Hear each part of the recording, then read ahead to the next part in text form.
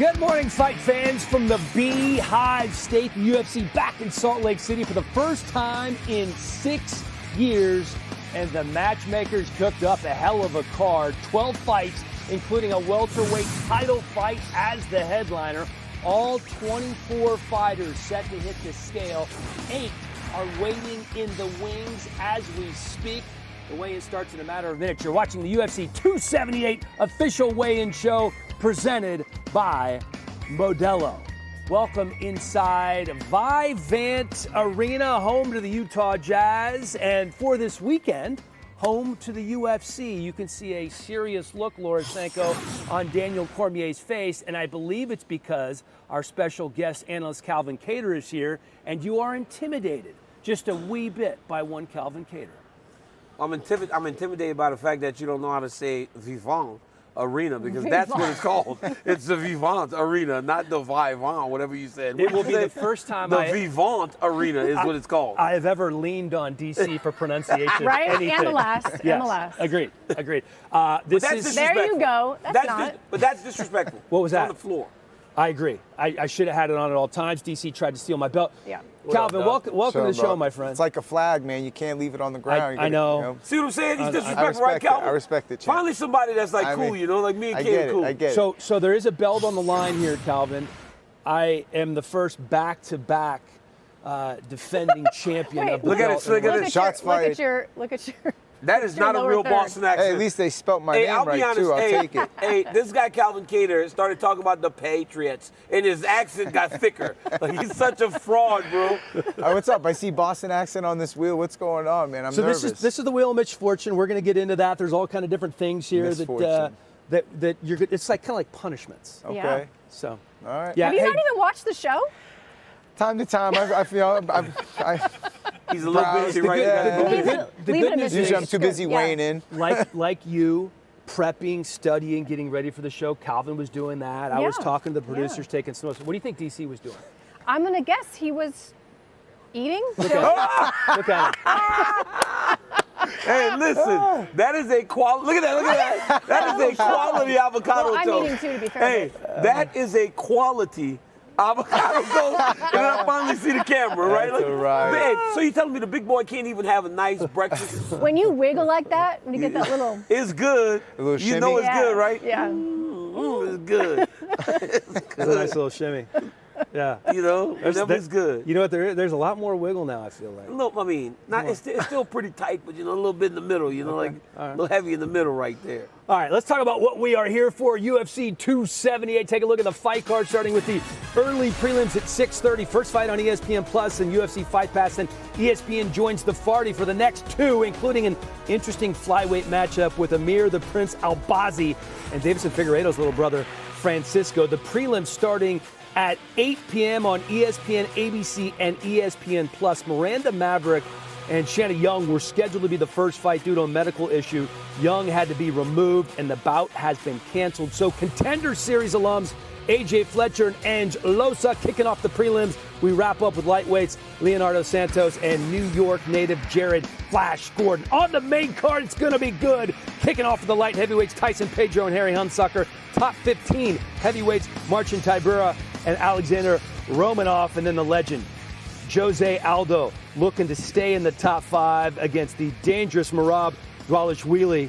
And in the co-main, Luke Rockhold, after a 3-year layoff, is back. Boy, did he talk a lot during the press conference. Can't wait to see him get in the octagon. Main event title is on the line. Kamaru Usman taking on Leon Edwards for the second time.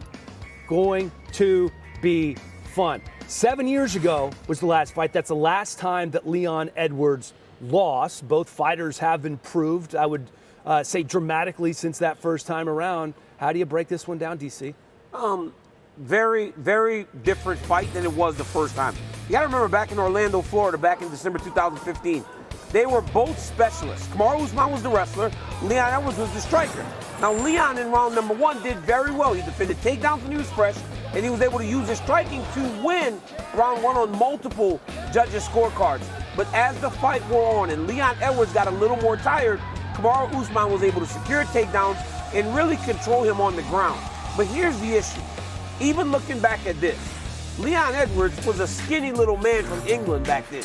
He is massive for the weight class now. He's grown up.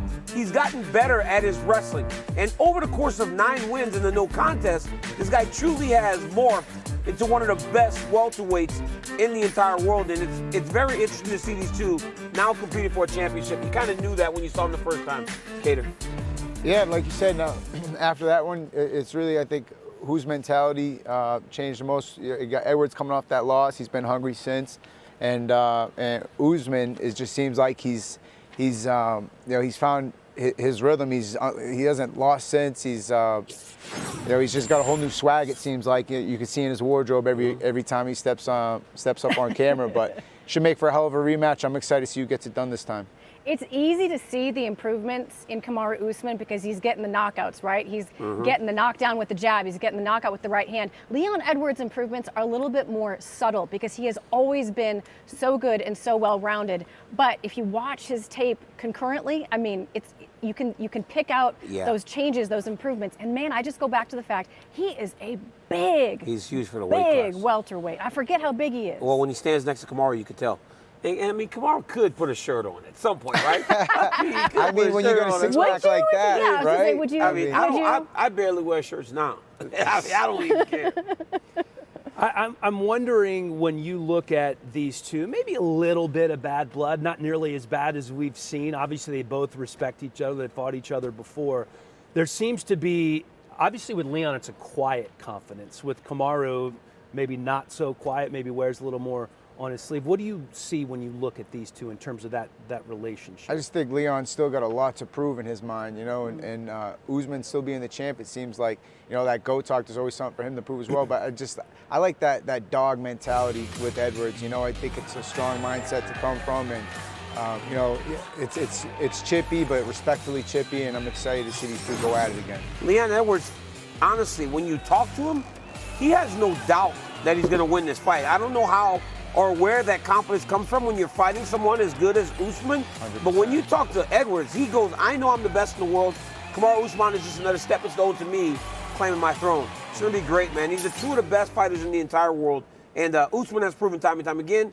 Now it's time for Rocky to step up. I'm dying to see how alike or how different this is compared to the first fight. And when you saw these guys at that previous press conference, Leon saying, you fell in love with your hands, Kamaru, and Kamaru's like, well, you kind of fell in love with your wrestling. So you can see that they're both looking to lock horns in each other's respective areas, but they both have grown so much in those areas. I'm dying to see how it plays out because, like you said earlier, if you go back to round 1 of their first fight, I mean, Leon was stuffing a lot of those takedowns. Well, I'm sorry, Haley. No, go ahead. The craziest thing is both of those guys have improved so much in the area that they kind of struggled in before. Sometimes you do fall in love with that thing. So when you're Kamaru Usman and you realize, like, wow, I can jab a guy and put him out, knowing how tough Gilbert Burns is, you go, why don't I do it again? Or then you go out and knock out the Jorge Masvidal. It's like, then Leon Edwards just taking everybody down. You got to remember, when he came to AKA back in 2015 for that camp, he had no wrestling. And look at how well he did in that fight at defending takedowns. So that should really boost him up to have 7 more years to try to hone in on that, lock down that craft, and also learn to secure his own takedowns. Yeah, both guys are going to definitely make adjustments. I think it's going to be a little different than the first matchup that you saw. They're both well studied. Their opponents, and they think they know what to expect, but I expect a curveball, I think, from both guys this fight. Yeah. That's a good point. Both guys actually are here, by the way, and will be the first two to weigh in. So when you're on a card and there's a title fight and those are the first 2 guys to weigh in, does that kind of set the tone for everything else? Personally, I love it. When I wasn't the main event, I was, they're allowing main events to step on the scale first, which is great for us. But even prior, I was always trying to get in there right at 9 a.m. and be the first one on the scale anytime I had an opportunity to do so. But you show up early, show them that you prepared well and that you're ready to go. Plus, you got more time to hydrate and prepare for the fight the next night. Thank you to Modelo, the official beer of the UFC, for bringing you the weigh-in show today. Scan the QR code or visit ordermodelo.com to shop Modelo delivery and pickup and grab a Modelo to enjoy today's show. Modelo, a golden Pilsner-style lager that uses premium hops to give it a crisp taste. Modelo, brewed for those with a fighting spirit. Hopefully you'll have some Modelos on set here in a matter of minutes to kick things off.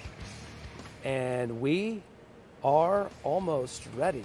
God, such gorgeous It just seemed like the screen had paused. territory here in It is Utah. beautiful. I was It at the is. golf course yesterday, and I looked behind me, and I was like, insanely beautiful. Stunning, yeah. Oh, here's Kamaru, first man to the stage. Yeah, the welterweight champion of the world. A guy that, if he wins, 16 wins in a row, it would literally tie Anderson Silva for the streak to start a UFC career. Tremendous accomplishment for the champion. 170, the official weight for the champion, Kamaru Usman. 170 for the champ, Calvin. Championship weight, ready to go. Expect nothing less from him.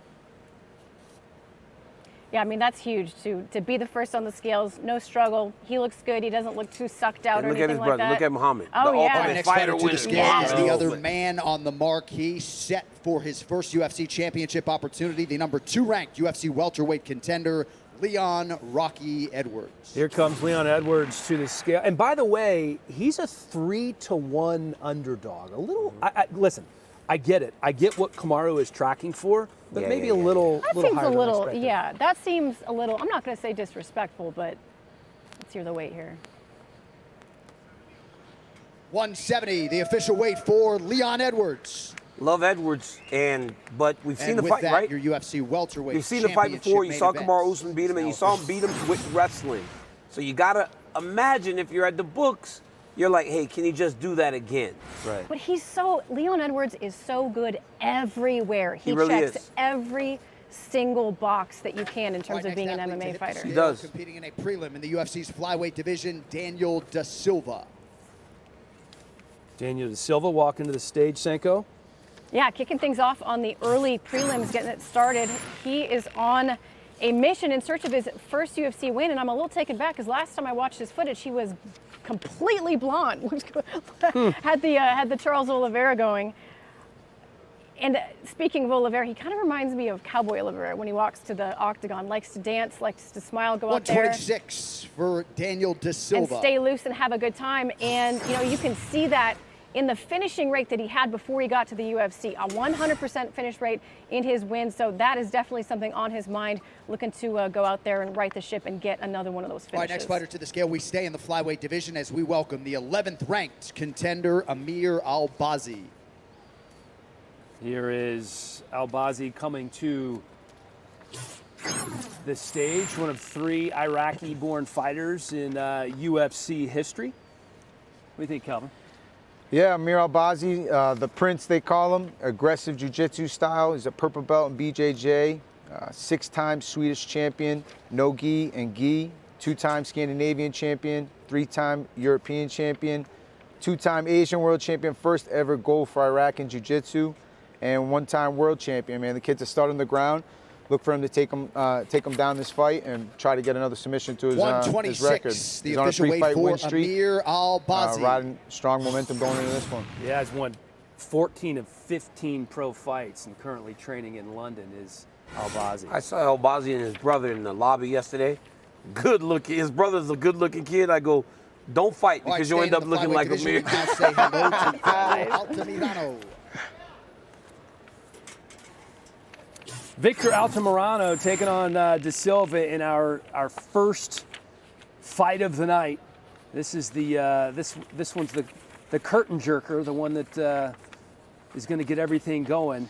El Magnifico is what they call Victor, former LFA flyweight champ. What do you have, Calvin? Yeah, I saw him yesterday in Scusi with his team. They look real relaxed, making weight yesterday. Altamirano. Team's in good spirits. That's right where you want to be going in a fight night. Yeah, he pranced right up there, didn't he? Yeah, he's got ready right to up go. This kid's All right, like next something fighter else. to the Man. scale charge One with of kicking off the pay-per-view 6 main card Contender live on Series ESPN Plus, alums making his on There's a light lot on heavyweight this card, man. debut. Yes. Harry Hunsucker. Here's another one. You know, Yeah, Harry they are Hunsucker, fighters. now down at 205, fought at heavyweight, takes fights whenever, wherever. Now, talking to Harry Hunsucker the other day in the fighter meeting, this kid has had a hard road in terms of his life. So he inspired each and every one of us. So by the end of the fighter meeting, I just walked up to him and I said, Harry, I said, the fact that you're here today, 204.5, the official weight for Harry Hunsucker. 204.5 for Harry, I said, it's a credit to who you are as a man. because so many would have failed in those situations that you were in from a very young age. So it's hard you were not supposed to root for people. And I'm not saying I'm hoping that he wins, but I know that at this point, Harry Hunsucker has won at life, and you hope that he can continue to do that. It looks good at 205, too. I mean, it looks like it fit him. He does look great. The sniper, Francisco Figueredo, the 32-year-old little brother of Davison. 4-1-1 in his last 6, DC. You know, Francisco Figueredo is a very talented fighter. Here's the issue. You're always trying to live up to the person that comes before you. And it's unfortunate because his brother's Davison Figueredo. But this kid is very talented. He has tremendous power. He's a really good grappler. He can do everything in the octagon. It's just that the bar has been set so high. 125.5. But he understands. He weighs 125.5. But he understands that even though the bar is super high, it also helps him with his training situation and the situation that he's in terms of trying to build his own career. So it can be a gift, but it can also be a curse. Competing And he live is on very well tomorrow in both. the UFC bantamweight division, Wu Yanan. There's the 26-year-old from China working out of Jackson Wink, coming in on a 3-fight skid, though, Franco. Yeah, listen, she knows she's in a tough spot with this one, but she did talk a lot about this camp being much more cohesive than her last camp at Jackson Wink. I mean, she had just gotten there before her last fight, didn't really understand the system, didn't really gel with the team yet.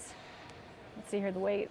136, the official weight for Wu Yanan. 136 for Wu Yanan, but in this second camp, she said she felt like she really gelled with the coaches, with her teammates, and just feels really much more comfortable coming in despite the fact that her back is against the wall. Next athlete to weigh in the UFC's lightweight division. A lot of support in the building for this man, Jared. I'm Jared Flash Gordon, fighting out of Astoria, Queens, New York, by way of Kill Cliff Fight Club. Hey, Calvin, you think my pressure on the feet will be enough to take Leo out? I like it. What's his weight? Let's make weight first, Jared. Where we at? He does fight with a ton of pressure, man. The guy he's hell on wheels whenever it starts. 155.5 for Right Jared off Gordon. pressure, like you said. But hey, like you said about winning at life with Hunsucker, there's another one right here with Jared Gordon, man. You know, every time he steps on there, it's a testament to what he's been able to do with his life to find himself, you know, with these good problems, fighting for the UFC, trying to earn that opportunity to grab that mic and you know, preach his cause. And good to see him up there making weight, acting professional. Yeah, I think all he's got to do is put that pressure on, he can do his thing. I'm Ange Losa, representing Switzerland and Congo. My power and my pace is what makes me so dangerous, and I'm about to show that tomorrow night. Yeah, Ange Losa, super powerful striker, as he said. He was on the Contender Series. Didn't go his way, but man, it was an absolutely fantastic fight. And clearly, the matchmakers saw something in him, brought him into the UFC. And again, 170.5. 170.5. Things didn't go his way in April, but I'm telling you, when you watch this guy fight, he has it. It's just a matter of putting it together. You know, trains down in South Florida, spent a lot of time very close with Kamaru Usman because of his time there. So obviously a lot of support on this card and a fantastic room to get ready for a big fight like this one. I expect big things from him. Looks like he's got the same strength coach as Kamaru Usman. Yeah. I mean, he's shredded up. He is shredded up, and he's a powerful striker and powerful wrestler, to the scale, too. one half of the co-main event in the UFC's middleweight division, former world title challenger and number 6 ranked contender, Paolo Costa. And him coming up here right now, this early in the weigh-in, is nuts. You remember in his last fight, the weight went from 185 to 95 to 205. So for him to be this early, stepping on the scale, if he makes the weight, he makes the weight. 185.5, the official weight for you Paolo have been Costa. seeing him look good. You just didn't know what that equated to. Just like Luke Rockhold yesterday said, what do you weigh right now, Paulo, at the press conference? Well, what he weighs when he's supposed to weigh 185 or 186, he weighs 185.5. Dude looks fantastic. He looks strong. He looks ready to go. And when Paulo Costa's motivated, you know how much of a problem he is for the entire middleweight division. A lot of power. Started his career with 13 wins, but he's lost 2 straight. All right, next fighter to the scale, coming into this competing one. in a prelim at bantamweight, Orichi Lang. Archie Lang, the Mongolian murderer, one of 2 Chinese fighters on this card, Sanko, another Contender Series alum. Yeah, it's such an aggressive nickname. I love that. I was just going to say that. This is his nickname? Yeah, Damn. It's a very aggressive nickname. Listen, last time out, he made very quick work of Cameron Else. Was really impressive to see him carry his power up from 125 to 135. And when you watch 136, when you watch his fight against Jeff Molina, you were like, holy crap, these guys should be in 2 separate weight classes. He was huge. And you see him now at bantamweight being much more comfortable, and clearly the power does translate. All right, next athlete to hit the scale competing in the UFC's featherweight division, Luis Saldana. And here's another one of the fighters you studied, Laura. Yeah, another Contender Series alum, Luis Saldana, won a contract on Dana White's Contender Series via a very Anderson Silva-esque front kick. The first one didn't quite flatten his opponent, so he decided to land another one. It was a really cool finish there. Super fun guy to watch. 145.5, the official weight for Luis. 145.5 here, and he's definitely hungry for a finish. He's got 9 wins by knockout, 5 by submission. And interestingly enough, DC, All right, if you give him a high 5, it'll only we be a go high back 4. to the welterweight division as we say hello to AJ Fletcher. Yo, this is AJ Fletcher. I'm fighting out of Lafayette, Louisiana.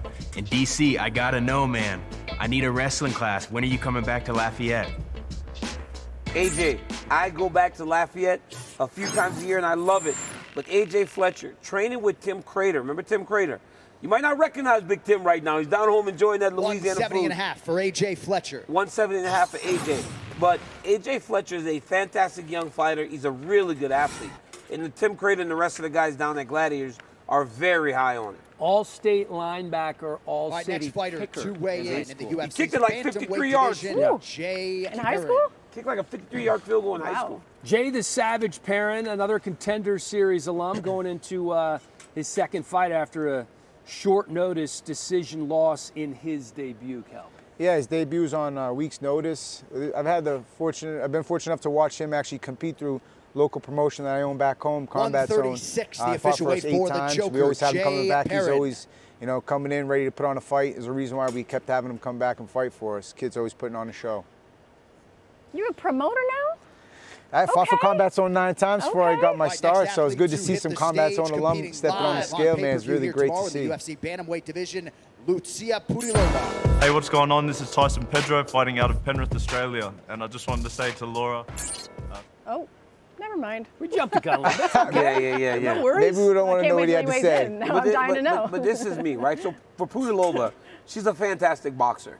And she's going to need that in the fight this weekend. She's got to put a lot of pressure. And I've seen her on multiple occasions just really break people down with forward pressure. And she's a big girl for the weight class, and she uses her jab very effectively, being that she is so long. So when you look at Purilova, and she's got back-to-back wins, she's doing a really good job at finding her footing. She's finding her footing behind that very, very good fighting style that she has, and I believe that is really, it comes down to the pressure and also fighting behind that jab and that left hook that she throws so effectively. Yeah, second go-around in the UFC, had to fine-tune some things she did in the Octagon promotion in her native Czech Republic, and now she is back, and we have one heavyweight fight on the card, Marcin Tybura and Alexander Romanov, this man right here. Yeah, number 13 ranked King Kong, undefeated, 5-0 in the UFC. I don't care what division you're in, that's hard to do.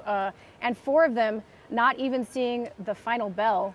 This is going to be 239.5. This is going to be an interesting step up for him in competition, though, against Tybura. And it's interesting, too, that his weight is 139.5 because when he fought Chase Sherman, that was really when we saw him start to kind of bring his weight down. Before then, the sniper is in the building, Sean Woodson.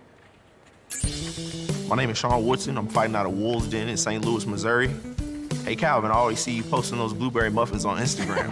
What's so special about them, man? I need to get me one. Man, I don't know. It's kind of healthy because you got the blueberries, but not so healthy because it's a muffin. So that's where my mind's at, man. But the sniper, what can you say about him? He's got long jab, golden glove champ, But he's also got the knees and elbows. You come in too close. So dangerous all around, fun, exciting fighter to watch. Can't wait to see him compete tomorrow night. He's got some long legs. Yes, Our next 78-inch fighter to the reach. scale, He has competing the in a skyline of his featured city bout on his live stomach. on pay-per-view in the UFC's Louis. bantamweight division. The number 6 ranked contender. I am Amir Al-Bazi fighting from Serra Longo team. Hey DC, how you think my wrestling will be enough to take out legend Jose Aldo? Let me tell you something, man. Jose Aldo has been very difficult to take down over the course of his career. But if there's anyone that could use that as a way to beat him, it's Merab Dvalishvili. This guy's ability to chase takedowns over and over and over again is second to none. 136. And then the last time The we saw official him, weight for his toughness Merab was on full display Dvalishvili. because he was hurt bad. And he goes, I didn't even realize it was as bad as it was when I was in there. He goes, until I watched it back, I was like, oh, wow, I was really hurt. So that speaks to who this guy is. And he's well on his way to, if he wanted to, challenge for a championship. The longest winning streaks in UFC history are on the screen right now, and Kamaru Usman has a chance to tie Anderson Silva with the longest of all time. What a career it has been. This man has never lost in the UFC and has a chance to tie that record on Saturday night. And Kamaru is joining us now. Champ, how you doing? A little better than I was last night. So, yeah, just got off the scale. Feel pretty okay. Slowly but surely, you're coming along. Champ, thanks for joining us. Let me just ask you. Initially, you said you've heard some disrespect coming from Leon's way this week. What was that, and is that extra motivation for you? Well, I've said it all throughout my career, and some of these guys, I guess, don't seem to be hearing me when I say anything they say can and will be used against them inside that octagon, because I am the judge, I am the jury, and I am the executioner in there. So when these guys start to get slick mouth and they want to say something disrespectful or anything like that, all right, at some point we're going to be locked in that together, and you're going to have to answer for everything that you said. We have the greatest of all time conversations in so many sports. Obviously in the UFC, we talk about that often, and you are very much in that conversation. How important is it to you, when it's all said and done, to be considered the GOAT, to be the greatest of all time? Well, that consideration is not necessarily important to me. What is important to me is the respect. I am an artist, and I am also sensitive about my craft. So when I'm done with this, I want to be respected for all the work that I've put into this. And that's all it is. I don't really care about the GOAT or this and that. All that is relative. You know, that's just a conversation piece for people to talk about. But I just want the respect for all the hard work that I've put in throughout the course of my career. Camaro, man, it's that championship mentality. I love it, the mindset. How do you stay focused on tomorrow night when you're doing big things like the Black Panther and all the accolades, all the things that come with being the champ? How do you balance all that for tomorrow night? Oh, they got my man Calvin over there on the desk. I like that. I like that. I'm trying to be like you, bro. I like that. Yeah, I like that. But that's a good question. And Calvin, this is one thing I want to say is, in your position, you know, you're climbing up. You're trying to get to the top of that hill, top of that mountain, because what? You want the opportunities. You want to be able to be in movies. You want to be able to do certain things outside of just fighting that's going to be able to take care of you and your family. Yes, sir. And also expand who you are and as a brand. But in order to get there, you have to continue to work. You have to do the work. And that's just that for me. I don't lose sight of that. I don't lose sight of the work that I need to do in order to get to the top. But I'm not stopping. That's why I'm not satisfied. That's why I've defended my belt over and over and over and over again, because I am motivated by success. While a lot of these guys get success and then they get unfocused, I am driven and motivated by that. Kamaru, you talk about wanting people to respect the art that you put out there when you fight. Are you looking for a particular type of performance, you know, another knockout perhaps, or will you be satisfied with any type of win over a guy as good as Leon Edwards? Well, a win is a win. You know, that I definitely was satisfied a win over an opponent as Leon. Leon's very, very talented. I don't shy away from that. I know he poses a big threat. His striking has improved greatly. Also his wrestling, also has his grappling. But, you know, I do what I do best, and that's go in there, and I like to dominate fights from start to finish and get the victory. And as long as I'm able to do that tomorrow night, that's the most important thing to me. I feel like a legacy is kind of like a puzzle or a painting, kind of keeping on this theme of art. What would a win over Leon add to that picture of your legacy, or do you just see this as like another tally mark in racking them up? Well, in my head, it's another tally mark, but I'd be lying if I said that doesn't paint a pretty good picture of someone's legacy. You know, not only have you been through the top of this division, but you have done it twice now, and so with multiple opponents. And so to be able to do that, that's no easy task. I mean, we've only seen guys like Georges St-Pierre do that. And, you know, so for me, that's a huge accomplishment, and it's right. But in my head, this is just another guy. It's another tough challenger. Each and every time I step out there, I am fighting the next best guy in the world in my division. And tomorrow night, I have to go out there and make another statement of why I am the best in the world. Kamaru, you see me? I know you see me right here. You see me up here? I look normal, but if I saw you in the alleyway somewhere dressed like that, if I saw you dressed like that in the alley, I'm going in the opposite direction because you look scary, dog. I mean, come on, Usman. Hey, I'm just guys, I'm just wearing these. I know there's a lot of talk about the whole Hollywood situation this week, but I'm just wearing these because I just cut some weight. I just stepped off the scale.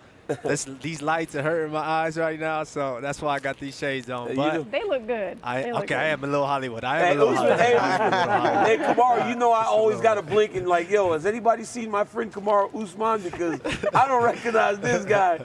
Hey, dog, you and Leon were the first two on the scale. Any question that it would be you and him first to weigh in, get back to the recovery, or did you kind of expect that you two would be the first professional, get it done, and get the fight set?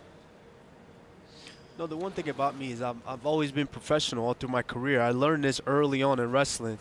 I've never not made weight, even if I had to, you know, do it the most unconventional ways. I've never not made it. I learned that discipline hard, you know, early. You know, you make the weight. You sign the contract to do this. You show up and you make the weight. And Leon has always done that as well. So I didn't expect anything less, whether he was right behind me, the second or the third or the last. You know, I had no worries that he was going to do his job and make the weight, and he did. So tomorrow night, you know, it's going to be fun. All right, the champ, Kamaru Usman, good luck tomorrow night. Looking forward to seeing you fight. Thank you for the time. Thank you, guys. I appreciate it. All right, and we do have Luke Rockhold set to weigh in here in just a moment. A man that you know very well, DC, he is stepping into the UFC octagon for the first time in over 3 years. With Lucy. You see Lucy the dog over there. It's his best friend, you know. Luke Rockhold steps on the scale. This guy is so sure of the work that he has done to get himself here. When you look at 185.5, the official weight for Luke Rockhold. 185.5 for Luke. He took the Rolex off in order to get on this scale. But let me tell you something about this guy. He has left no stone unturned. He has trained at Ruka. He has trained at AK. He has trained in South Florida. He has done everything he needs to try to give himself an opportunity to get through Paolo Costa. He's motivated, he's excited, and he's ready to go. I'm excited to see it. And there's Lucy right there. Beautiful awesome. dog. I love it. I've never seen that before. Everybody's going to start asking, can I bring my dog? Right? I've never seen that before. All right, next fighter to weigh in, competing on pay-per-view tomorrow night in the UFC's light heavyweight division, Tyson Pedro. If you have not read the story of Pedro and his father, please Google it immediately. Pretty crazy. Yeah. Those tattoos are pretty crazy, too. Yeah, they are. Back again, and this time 4 months instead of nearly 4 years last time. 205.5, the official weight for Tyson Pedro. He talked a lot about last time he was just so focused on getting to the fight and having the fight. And this time he's really dialed into what he's going to do in the fight and enjoying the process of the media and fight week and all of that.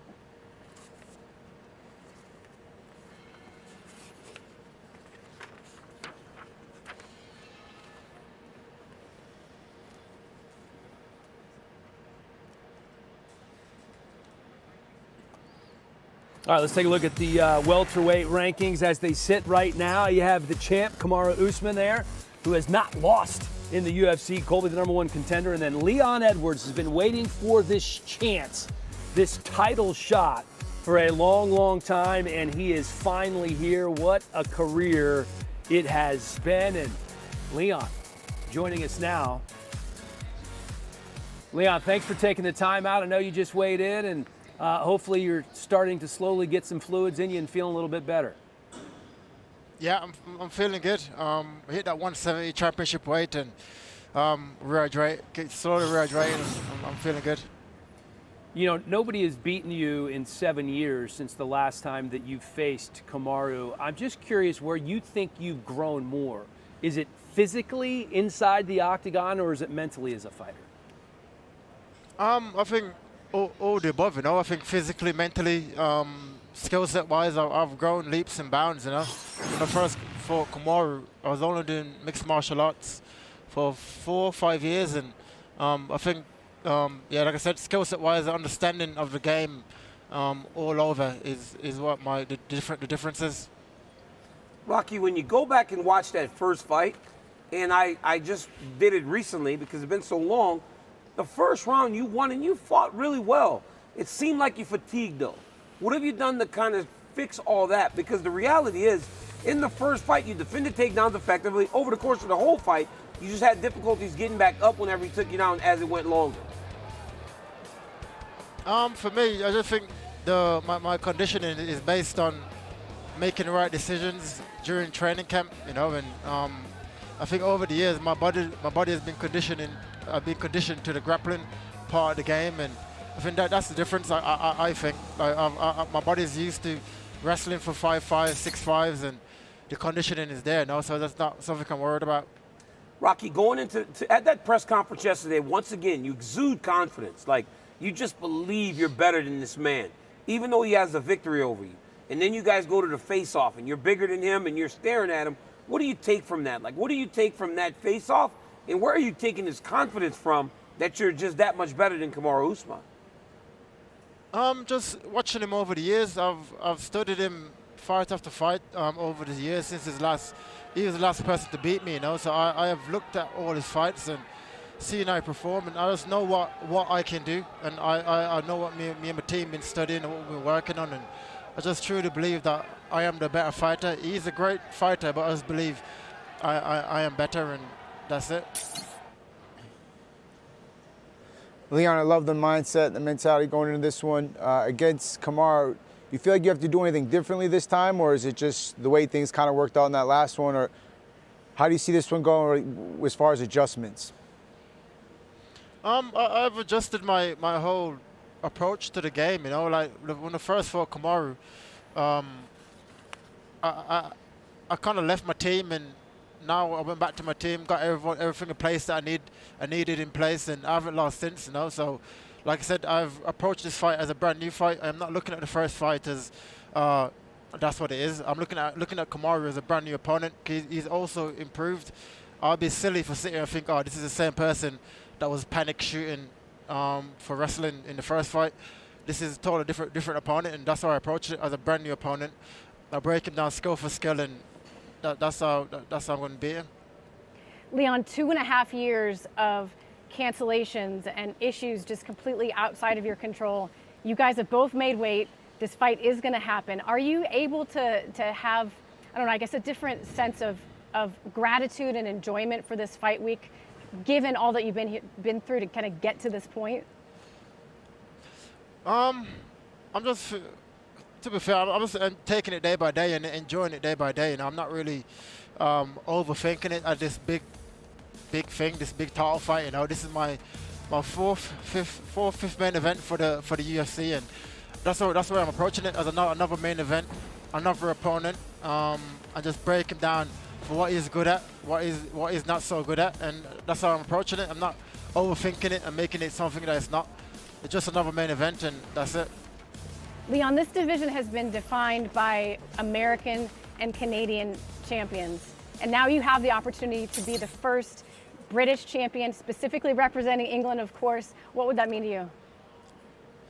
It'll be amazing, you know, and also I'll be the first Jamaican-born champion as well after Saturday night. So I'm making history on both sides, and it's going to be amazing for me, for people that grew up the way I grew up, and from the people from the same background as me, you know. So it'll be an amazing accomplishment, and Saturday night that will come true. All right, Leon Edwards, good luck. It's been fun to watch the lead up. Can't wait to see you perform tomorrow night. Thanks for joining us. Thank you. Thanks for having me. Going to be a great fight. I can't wait to see that. I'm still shocked that he's a 3-1 I know. Underdog in this one. But which leads me to this question. Because he's not a power puncher, because he doesn't knock guys down very often, I believe he only has 4 knockdowns in his career. Do you think he has to fight a perfect fight to beat Kamaru? I think about anybody has to fight a perfect fight to beat Kamaru. But I think when if Leon Edwards fights a perfect fight, I do believe he has what it takes to beat Kamaru Usman. It is a huge task, a tall task. But when you use the word perfect, if Leon, perfect wrestling, perfect middle game, perfect clinch game with those elbows and those knees, he has all the tools. It is a matter of not having a single lapse of judgment like he did momentarily in round 5 of the Nate Diaz fight. He cannot have that moment against Kamaru Usman, because Kamaru will snatch the fight from him in that moment. Agree, Laura. I think he's got to find a way to, if it makes any sense, to stay safe for 25 minutes, but also remain dangerous. He's got to go out there and like you're saying, I think a perfect fight, he's got to go out and implement. A guy like Camaro, shows that it takes nothing less than that to try to even look good against him, let alone get a W. Absolutely. And I spoke to Leon Edwards from my YouTube channel. We'll be dropping tomorrow. Usman today. Guys, cheap plug. Usman today, Leon tomorrow. But when I asked him about that, about staying focused for 25 minutes, he said, DC, sometimes I get bored. He goes, I'm fighting. He goes, it's in sparring. It's in the Nate Diaz fight where I'm winning, and I'm winning easily. And I almost get bored because it's going so perfectly that I might have a lapse. He goes, I can't do that against Usman. He goes, if I can stay upright and I can get him striking with me, I can make it look easy. But even when it looks easy, I've got to stay in the zone, because I have to understand, and I do understand, this is the biggest and best 25 minutes of my entire life. So he admitted it. He admitted that he does have those moments where he goes, this is a little easier than I expected it to be, and he kind of takes his foot off the gas a little bit. What if this entire time he has had a gear that he has never decided to go into? That's what I'm fascinated by, because when you watch a lot of his footage, there's just this sense that there's just a little extra that he could have done, but he didn't need to, because he was winning, or he was down, or whatever. He was up 24 and a half minutes against Diaz. Exactly. Before he got hurt, he won just about every exchange in that fight, and lost it for a second. Well, that's what's in everybody's head, right? Is the very end of that fight. And he told me that. He goes, man, only me. Yeah. Right? Like only Exactly. Leon Edwards, right, on his way to this. Because it was always like a little bit of bad luck that cost him a chance to get, because he believed that if he'd have beat Nate Diaz better, he would have fought for the belt before Kobe again, when Usman fought last year at the end of the year. Yeah. Let me ask you this. Kamaru trains in Denver. It's the Mile High City. The air's thinner. And Leon doesn't. I mean, how big of a difference does that make? And we're about just over 4,000 feet above sea level here in Salt Lake. He slept in an altitude chamber, obviously, but he's been here for 2 weeks. He's been here for 2 weeks. And I think that is plenty of time to acclimate to the situation. I remember even wrestling, we'd come to Colorado Springs for training camp. You try to get there a week early before you had to travel wherever you're going to try to get used to it. I thought Cain Velasquez and our team made a mistake going to Mexico City on the Monday, and you saw it cost him in the Verdun fight. This guy's leaving no stone unturned. He's been here for 2 weeks with 10 people from his camp, so financially has to be a burden. But he's taken the necessary steps to give himself the best opportunity to win. Yeah, 2 weeks is plenty of time. I've done training camps out here with the elevation, and I agree. As long as you're coming a little bit early, you should be acclimated enough for the difference. Calvin, how long do you think he needed, though? How long do you think? That's a great question. Still as an athlete, is a sweet spot. 2 weeks in order to be able to compete. I mean, I'm not a professional at that, but I just know I'd come out here. I was out here for, I'd say, about a week, and I felt the adjustment. But it was an adjustment that whole week. 7 days, huh? Then when I went home, I felt like Superman. Those hyperbaric chambers or whatever they're called, though, those things are incredible. I mean, essentially you're building all those red blood cells as you sleep in a slightly oxygen, deprived environment. He said that. That helps a lot. He said that helped him. Yeah. He said just sleeping in that altitude tent helped him when he even got here. It didn't take as long Are you feeling the altitude? Because I've seen you huffing a little. I have done nothing physical. I've legitimately done nothing physical. But Why you know should what? you eat that avocado toast? That was very physical. Laura Sinkle, I will. Does the golf ball go further in the elevation? The only thing is my ball's going farther on the golf course. Extra 10 yards. Marcin Tybura stepping to the scale, of course, taking on Alexander Romanov in our only heavyweight fight. That's going to be the feature bout of the prelims. What do you think, DC? I think Tybura is a really good heavyweight. I think Tybura had went on a run for a little bit, but you always find yourself in this position as a guy that's kind of been there and has hung around. You find yourself 52.5, the official weight for 262 for Tybura. You find yourself against that young guy that's really starting to make his imprint. The question is, does Tybura actually stay the man in that area where he is, or does he get passed by the kid? I always say, man, like a fairy tale, right? Tale as old as time. Prospect has to get through somebody. That's what we have between these two. All right, here's the weigh-in results so far, and so far so good. Still waiting on Hunsucker. This is, of course, just the. He was 204.5. This is the main card. Whole main card looks like it's weighted. Just Aldo. Aldo. Yep. That's the only one we're waiting on. Yeah, Paolo Costa. Put Paolo Costa's weight up there, man. I mean, he's the man. He made it. Oh, yeah, it is. I see it. DC, why are these heavyweights always stepping on the scale like half hour, 45 minutes after they need? Sleeping. They still can't good sleep. They're definitely not cutting weight. You know who's already been to the scale?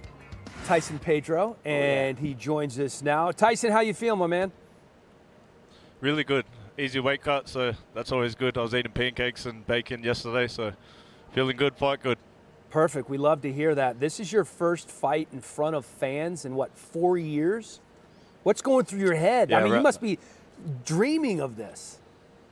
Yeah, no, I've been visualizing this for a long time, man, so I can already see the crowd. I've already pictured the after it. I can hear the roar, so there's nothing like it, and when it hits you, that's what it just gives you energy, so I'm pumped, especially in Utah. Tyson, I know that you were about to give me crap about something in that audio, but they didn't end up playing it, so I got to know. What were you going to say?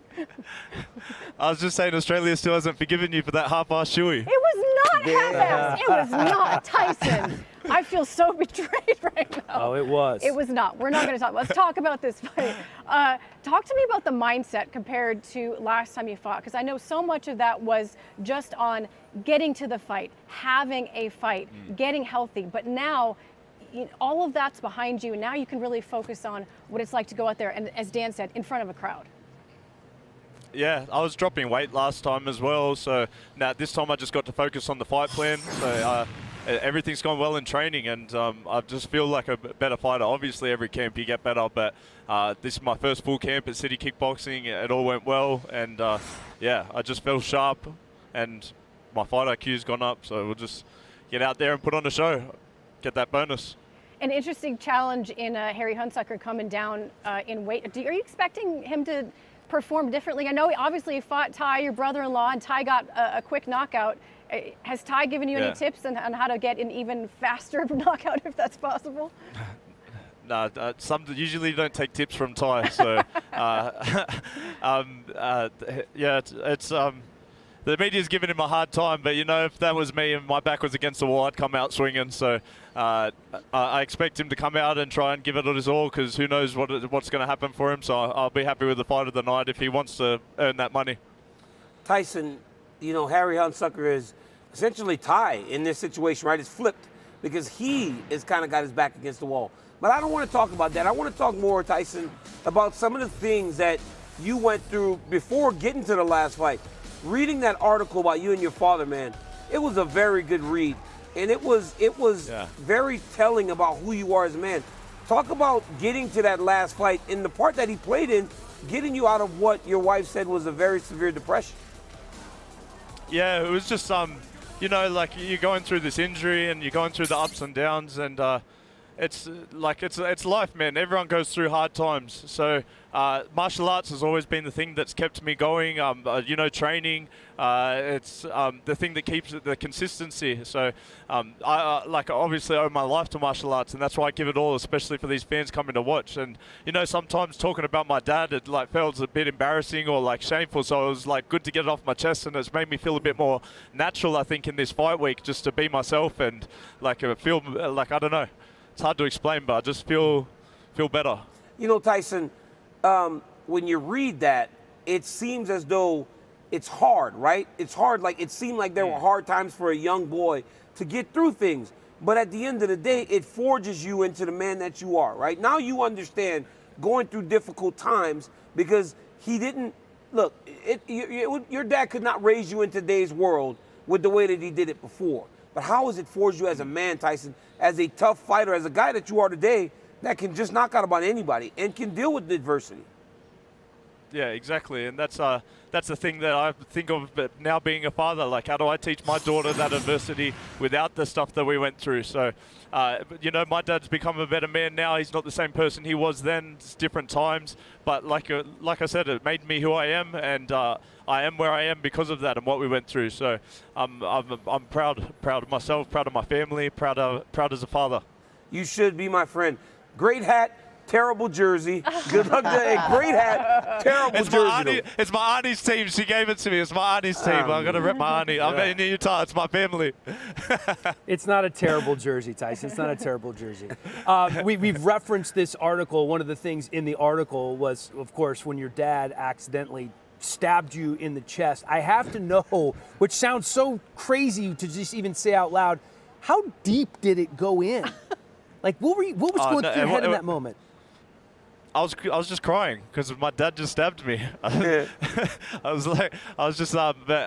just got in trouble off of him straight away for it was my fault for playing the game, so I ended up getting to hiding.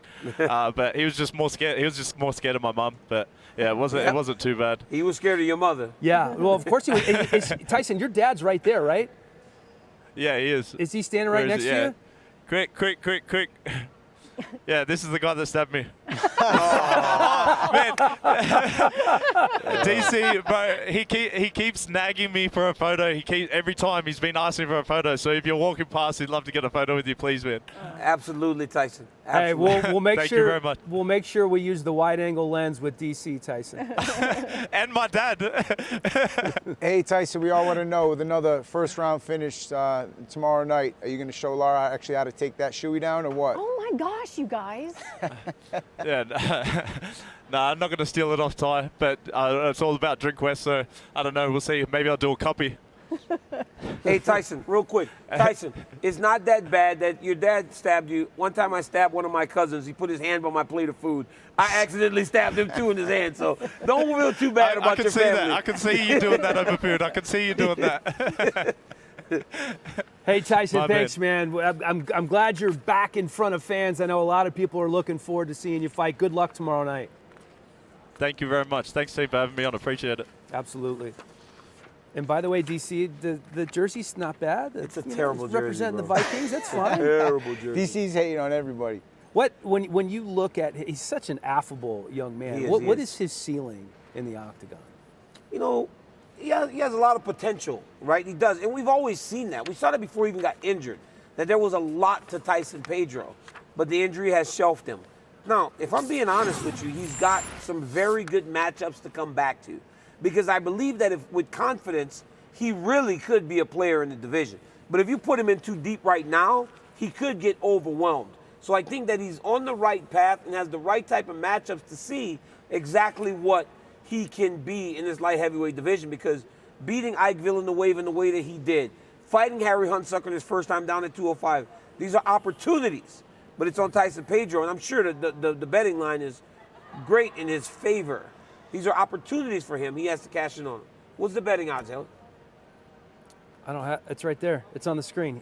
He's a minus 740. He's minus 740. So it's like heavy. these are opportunities, right? Yeah. When you're that big a favorite, this is a chance for you to go out and show up. You got to show up. You have to. especially with a car full of flyweights, man, these light heavyweights get a chance to go out and put on a show for the fans. So I'm expecting to see some fireworks tomorrow night.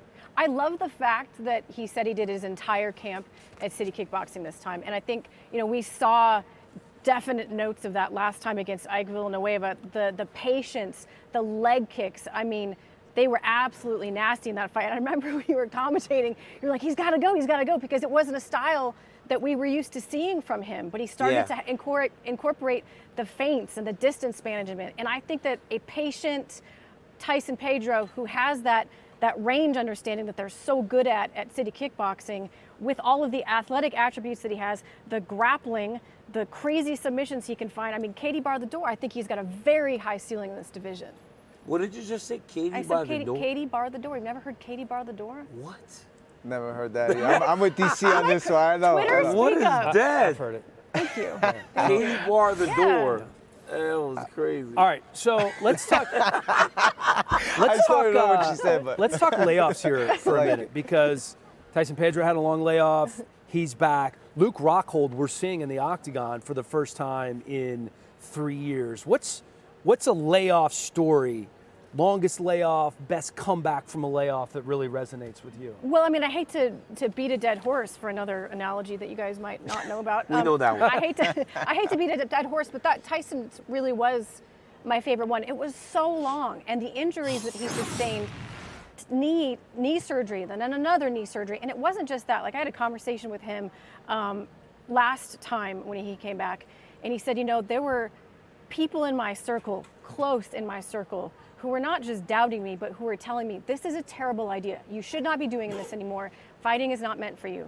So to not only overcome the adversity of the physical injuries, just the mentality to get back in there, but then to have people around you laying heavy doubt, that to me, what he went out there and did, and the emotion in that interview, I mean, that's a huge comeback. Love that one. That was a good one. That was a really good one. But the right one is. It's not a contest right Nothing now. on this show is possibly opinion-based. Is it for the belt? Yeah. No. You got to go back to the most arrogant city in the history of the country, the United States, Boston. You got to go back to Dominic Cruz coming back and beating T.J. Dillashaw after that layoff. For Dominic Cruz to go out there 2 years, 4 months, and beat Dillashaw in Boston the way that he did, tremendous. Because Dominic Cruz took the fight on short notice. He wasn't in the best shape. He went out there and beat a guy that was really doing well in the division, dominating the bantamweight division at the time. Cruz came back, beat him, and took the belt from him. That's the right one, even though it happened in a city that's very arrogant. We were supposed to pick someone that was 3 years or longer, and you just cheated. That is a great, but that's the one, man. I was going to pick that one too, but I played by the rules. No, you weren't. If you ain't cheating, you ain't Not 3 trying. years, Make I can't him include think it. you wanted that one. RJ Clifford with us, our stage manager. You hear him on Sirius XM every week. What do you have, RJ? Well, I'm going to use my powers for good. I'm going to say the best comeback is going to be 1 year from now when Khabib Nurmagomedov comes back and fights Charles Oliveira in one of the greatest lightweight fights fictitious of all answer. time. I love you it. think Charles Oliveira's going to beat Islam? I think he beats Islam, and then that's enough to get Khabib out of retirement. Get to the mic and said, "Hey, Khabib, I just beat your boy. You're next." A year later, Would that 3 be years. something? Mwah. They make for a hell of a main event. Yeah. Myself personally, I'm going with GSP over Mike Bisping after the layoff. Came back, bumped up a weight class, became a two-title champ. Something my co-host here knows about very well. Hey, you know about it. Yeah, I'm about. Yeah, so I mean, aside from, I had a 3 year layoff myself, man. It was tough. I became a promoter, and those 3 years, it was. You kind of think that a lot of it, what plays in it, is really the mentality. The layoff, and if you can stay strong mentally, you can come back and without skipping a beat. And I think that's what you saw GSP do. Became a 2-time champ. I was told 24 months. Go ahead. What? I was told 24 months on the layoff. Okay, 24 months is 2 years. Yeah, I know. I didn't know it was 3. I'm sorry. Okay. All right. You're right. He doesn't play the game right. So we're going to wait. We're going to have to find out if Rockhold can come back after that 3-year-long layoff. You know him well. You've trained with him. He's a former champion. He's obviously had a great career. What are your favorite Rockhold moments or moment? My favorite Rockhold moment. Now, there's great ones, right? But I think for me, it was when he got the reverse triangle on David Branch in Atlanta, because not only did he get the reverse triangle, right? Ric Flair was there, and Ric Flair was around the hotel the whole week. So getting to hang with Ric Flair, for Ric Flair to get to watch Luke do what he did to David Branch after losing his championship and coming back and just dominating David Branch. We have seen him do this to multiple people, but he got the reverse triangle and then flattened him out. I mean, Luke Rockhold beating David Branch for me. Put that reverse triangle on him. Remember that? Remember he had him at the end of the first period? That was a little bit of a comeback, too. Branch had him in a little bit of trouble. That was early. He hit him once, he hurt him. That's not, so it's technically... Oh, I thought it was in Atlanta. Sorry, guys. That was in Pittsburgh. Come on, DC. Come on. Costa Philippou was who he beat. The third most ignorant city in America. My bad. Duluth, Georgia. Was but this is what Dominic's talking about. Okay. What? Oh, you're not studying? My favorite Luke Rockhold moment has to be when he was on Millionaire Matchmaker. Oh, no. Oh, my gosh. I almost picked that. He had an interesting question in that. What was it? I don't remember what it was. You have to go back and check it out, but that might have been my favorite moment on Millionaire Matchmaker. But my favorite Luke Rockhold moment has to be that. If he can come into the fight tomorrow night with that much confidence, I think it should be enough to get the job done. That was so embarrassing. He was crazy. What do you have, RJ? Still is. Well, Lyoto Machida, when he fought Lyoto Machida, like he'd lost before, he'd been knocked out before, but he'd never just taken a beating before. And when Rockhold got on top, I think that took 10 years of fighting out of Machida. Like this was the worst beatdown Machida had ever taken, and the worst he'd ever taken since. And just a reminder, like he has one of the best top games in all of mixed martial arts, and yet all he wants to do is kickbox. Like if he wrestles and gets on top, he's like Khabib up there. Yeah, his game on top is sick. Well, when he gets on top of you, can you get out? I was just going to ask. It's hard. We had some great grappling back in the day. Yeah. A lot of the things that we do come from Rockhold. Rockhold, surf. He goes, just surf with your opponent. Don't fight it. Always said that. Well, I'm going to take this question kind of a different direction, and I'm a little jaded because the last couple of weeks I've been with Michael Bisping. So the Luke Rockhold moment that stands out the most for me is the second Rockhold Bisping fight that Bisping won coming off a movie set and short notice, and he wins the belt. Again, that's the Rockhold moment that stands out. I know he's fighting tomorrow. Yo, that's messed up. No, I don't mean any disrespect. Helly, that's fucked up. That's the one that stands out the most in my mind. You don't do that. You don't do that. You don't piss in the guy's Cheerios the day before his fight. What if he sees this? Now we watch Dude, I hope he does. I hope Rockhold sees this. Because dude, you're an asshole. That's the moment that stands out the most in my mind. That's messed up, man. What's that, producer? I mean, I always thought that you were an asshole. But not even now. The producer's telling me Rockhold's sitting in this chair next month. Rockhold. So this is going to be really Rockhold's going to get an interview, and then now he's like, he just walked out. That's all right. That's all right. No disrespect. Do you understand that? No disrespect. I just love watching him get knocked out for the title. That's why everybody hits on you. That's why we all hit on you. That's why I'm always grabbing you and like. Why are you doing that? Because you're like an asshole. Like, you'd think these good-looking California guys would stick together. Instead, they're just catty. DC guy, East Coast. Well, come on. Listen, not anymore. I actually briefly considered doing something that would throw just the slightest bit of shade, because I love that moment where he doesn't know what to do with his hands next to Nate. But I would never do that to a man who's fighting this weekend. So we're going to talk about this fantastic moment where Luke Rockhold got on the map in Strikeforce. Coming up to this point, he'd been rear naked choking guys left and right, but he was an underdog when he fought Jacare for this title, and was the first. Look how happy he is. I love it. I love it. I love seeing that side of him, like the young, excited, innocent, precious little Luke Rockhold. He was so broke at the time. Like I would mess with him. Dude, you gotta fight. You're fighting Jacare. You're gonna make $100,000. And then he'd be like, dude, you're 2 fights away. And he'd be like, Bob, would you please tell DC to leave me alone? I would just always mess with him about him about to make some money. But he was a baby. And dude, that's the thing, man. Luke Rockhold's a bad boy. Strikeforce champ. Think of the guys he beat in Strikeforce. Jacare, Tim Kennedy, so many others. Then to come to the UFC and beat the guy, Machida, Chris Weidman, all those guys. Rockhold is an absolute beast. And I think that because of the way that things have been recently, we forget that.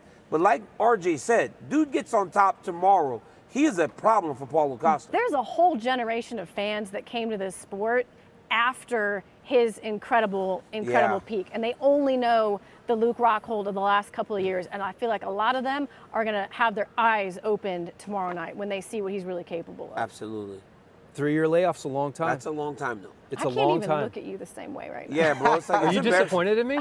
Very disappointed, man. Spoken like a guy that's flying Very out of here disappointed? tonight. You know what's great? Yes, Calvin. You know what I'm saying? Spoken like a guy that's going to do football. I should tomorrow. I hope I don't see Luke in the next hour.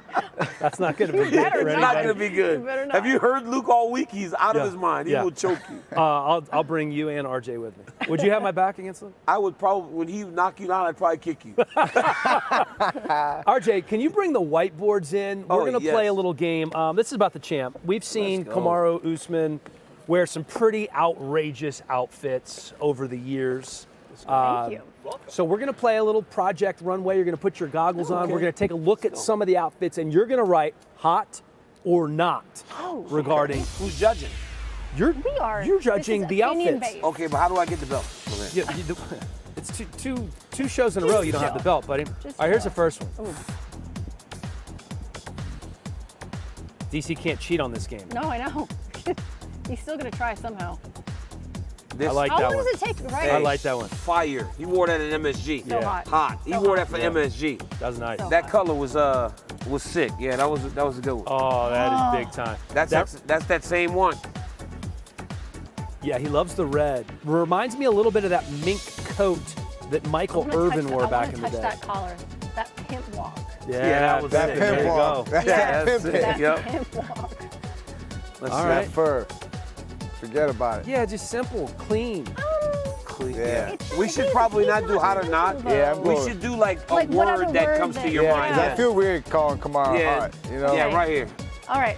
Clean. Clean. Yeah, Clean. like, that's more like a day-to-day casual, going to dinner, hanging Yeah. out. It's nice. Yeah, it's nice. I like that. And That was a little much for me. I mean, I'm sorry, but pretty much every answer is going to Hollywood. be hot. Hollywood. no, Gotta love it though. All I right. ain't hating, rocking with Kamara. the I ain't shorts. hating. He liked the shorts. He liked the shorts. Yeah, this is kind of like is this a powder blue kind of tuxedo-ish outfit without the shirt? I can dig it. Breezy. Cool, different, all I see cool. is This was cool, Belly right? button. Different, little out of the ordinary. I like Breezy's that. a good word, Calvin. That's Yeah. good. Little out of the ordinary. Okay. Got the robe with the hood. Very colorful. That's cool. At times he can be a bit. A little extra. He can be a little extra. mean- Yeah, he can be a little extra. Little coat of many colors. I don't know what to too. say. With yeah, Joseph yeah, of the yeah. Bible, right? Technicolor Dreamcoat. Yeah. Good. Yeah, Thank he you very can- much, yeah, he Mike. can be Very Yeah. colorful. Here. Very colorful. Yeah. I like it. That was good. The hat game. It's smart. I think that's a smart look. Okay, just I don't okay. like the hat. I don't like that whole hat phase. It's too nautical. Yeah, I don't like the whole hat thing. Snazzy. Snazzy's a Snazzy. good Is that word. that's a word, right? Yeah, it is. Yeah, that's a word. Yeah. Calvin, Fedora, you're winning the word game. Yeah, when you can wear a fedora hat, you're doing all right. You know Yeah. that confidence, Kamara. Okay. Fedoras, Okay. shirts. Oh, wow. I have trouble not liking most things that he wears. This His is dress sharp. is nice. Yeah. Love. Sharp. Love, There you I go. like it. I Calvin like and the I are the leopard same print too. wavelength. You know, We really are. Little red carpet clean. Love. Yeah, little With the red. And I little tell you smiley that bow face. tie, I don't know what that That's style nice. of That's bow nice. tie that's like a little longer. I love that. That's subtle nice. leopard Yeah, print. Yeah, like those, subtle leopard those are the print. ones you tie yourself. This is just crazy. He loves the leopard I print. have that same jacket. I'm wearing it tomorrow. Yo, this is just crazy good. That doesn't Yeah, surprise me. I'm with DC on that. This is just crazy good. Like, this is good. Crazy. This is crazy. Next level. Jungle hot. Crazy. That's next Jungle. level. Jungle right there. hot. Dang, Usman I'm got not That's gonna have Mr. that Steal Your say. Girl look right there. again. Oh. I got a little smoking jacket going. That's money. Yeah. That's just money, dude. It's just oozing from his pores. Yeah. Yeah, There we that's go. some money. Yeah, a little money. A Money little like money. that. It's Bruce. Little Bruce. buffer Yeah. style. He's clean. Kamaru Usman's clean. Yeah. Yeah. This might be one I could do without. What is that even a picture of? The smiley faces. I can't really tell. Yeah. Dusty. Dusty. Oh, man. Dusty. Rick and Dream. Look like Dusty Rhodes, man. I mean, the car dresses it up in the background. I don't necessarily love the color scheme on the jacket, but a little too flashy for me. Money. Yeah. A little too flashy. The Zamboni. You got the rolls and then the Zamboni. I'm Yeah. writing Zamboni. Is that a rolls? Yeah, I think it's a rolls. That Kamaru Usman. Listen, he doesn't have many misses, and I does like not the miss fact very that often. he's He must have adventurous. somebody. He's He adventurous. must have somebody to do his stuff. And clearly they can't make shirts, He's saving money. but it's okay. Should we see how we match up against some of the best dressers in the UFC? Let's start with Calvin. What do we have? Calvin's pretty sharp. Hopefully, we don't got pics of me on there, do it? Okay. That Luke Calvin connection. I see it. East Coast. Men in white. I mean, look at Luke. Yeah, jeez Louise. That smolder. That was everywhere. That was everywhere. Calvin, you have great eyes. You should get that smolder down that Luke has. Oh yeah, I gotta get that. Whoa, okay. Who's that? That's me with dark hair. They put dark hair on you. Yeah. That's awesome. Let's see the Hellcat. Let's go. It's a satchel. It's a satchel. That's Joe B. Yeah. That's not even fair. Dude, I played pickleball with Joe. Joe's I can't wait for pickleball these. Let's see the big boy. Let's see it. Oh yeah. Oh yes. Like the king, like Izzy Adesanya right there. Man. I like that. I'm glad they put some respect on my name out here finally. Oh my God. Cause y'all be disrespectful. Y'all be disrespectful. I thought they might have put me up here dressed like the Black Beast or somebody. Some with a t-shirt and some sweatpants or so. Yeah, Derek Lewis. Legend, former two-time UFC go, featherweight champ. Jose champion, Aldo. future Hall of Famer, and now third-ranked bantamweight contender, Jose Aldo. This seems like the hardest weight cut he's had, looking at him. They're moving it to the left too much. These cuts always looked rough on. But they do, but he had been managing it. It was surprising how well he was doing. He's looking good at 35.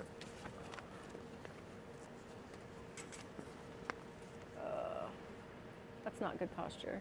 Let's see. He's still got an hour, right? Are they getting the I think they might be getting the curtain out? towel. I think they're getting the curtain out. So he's a half pound over right now, and we've certainly seen dudes shed the drawers. DC, what should Underwear. we do right here, DC? Talk to us. What's the technique, Ryan? Dog, please, dog, don't do that. Come on. This is crazy. He's got his hands up.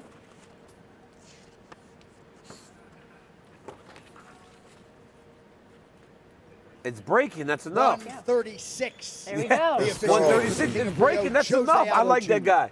I like that commissioner. It breaks, it's enough. Laura, if it breaks.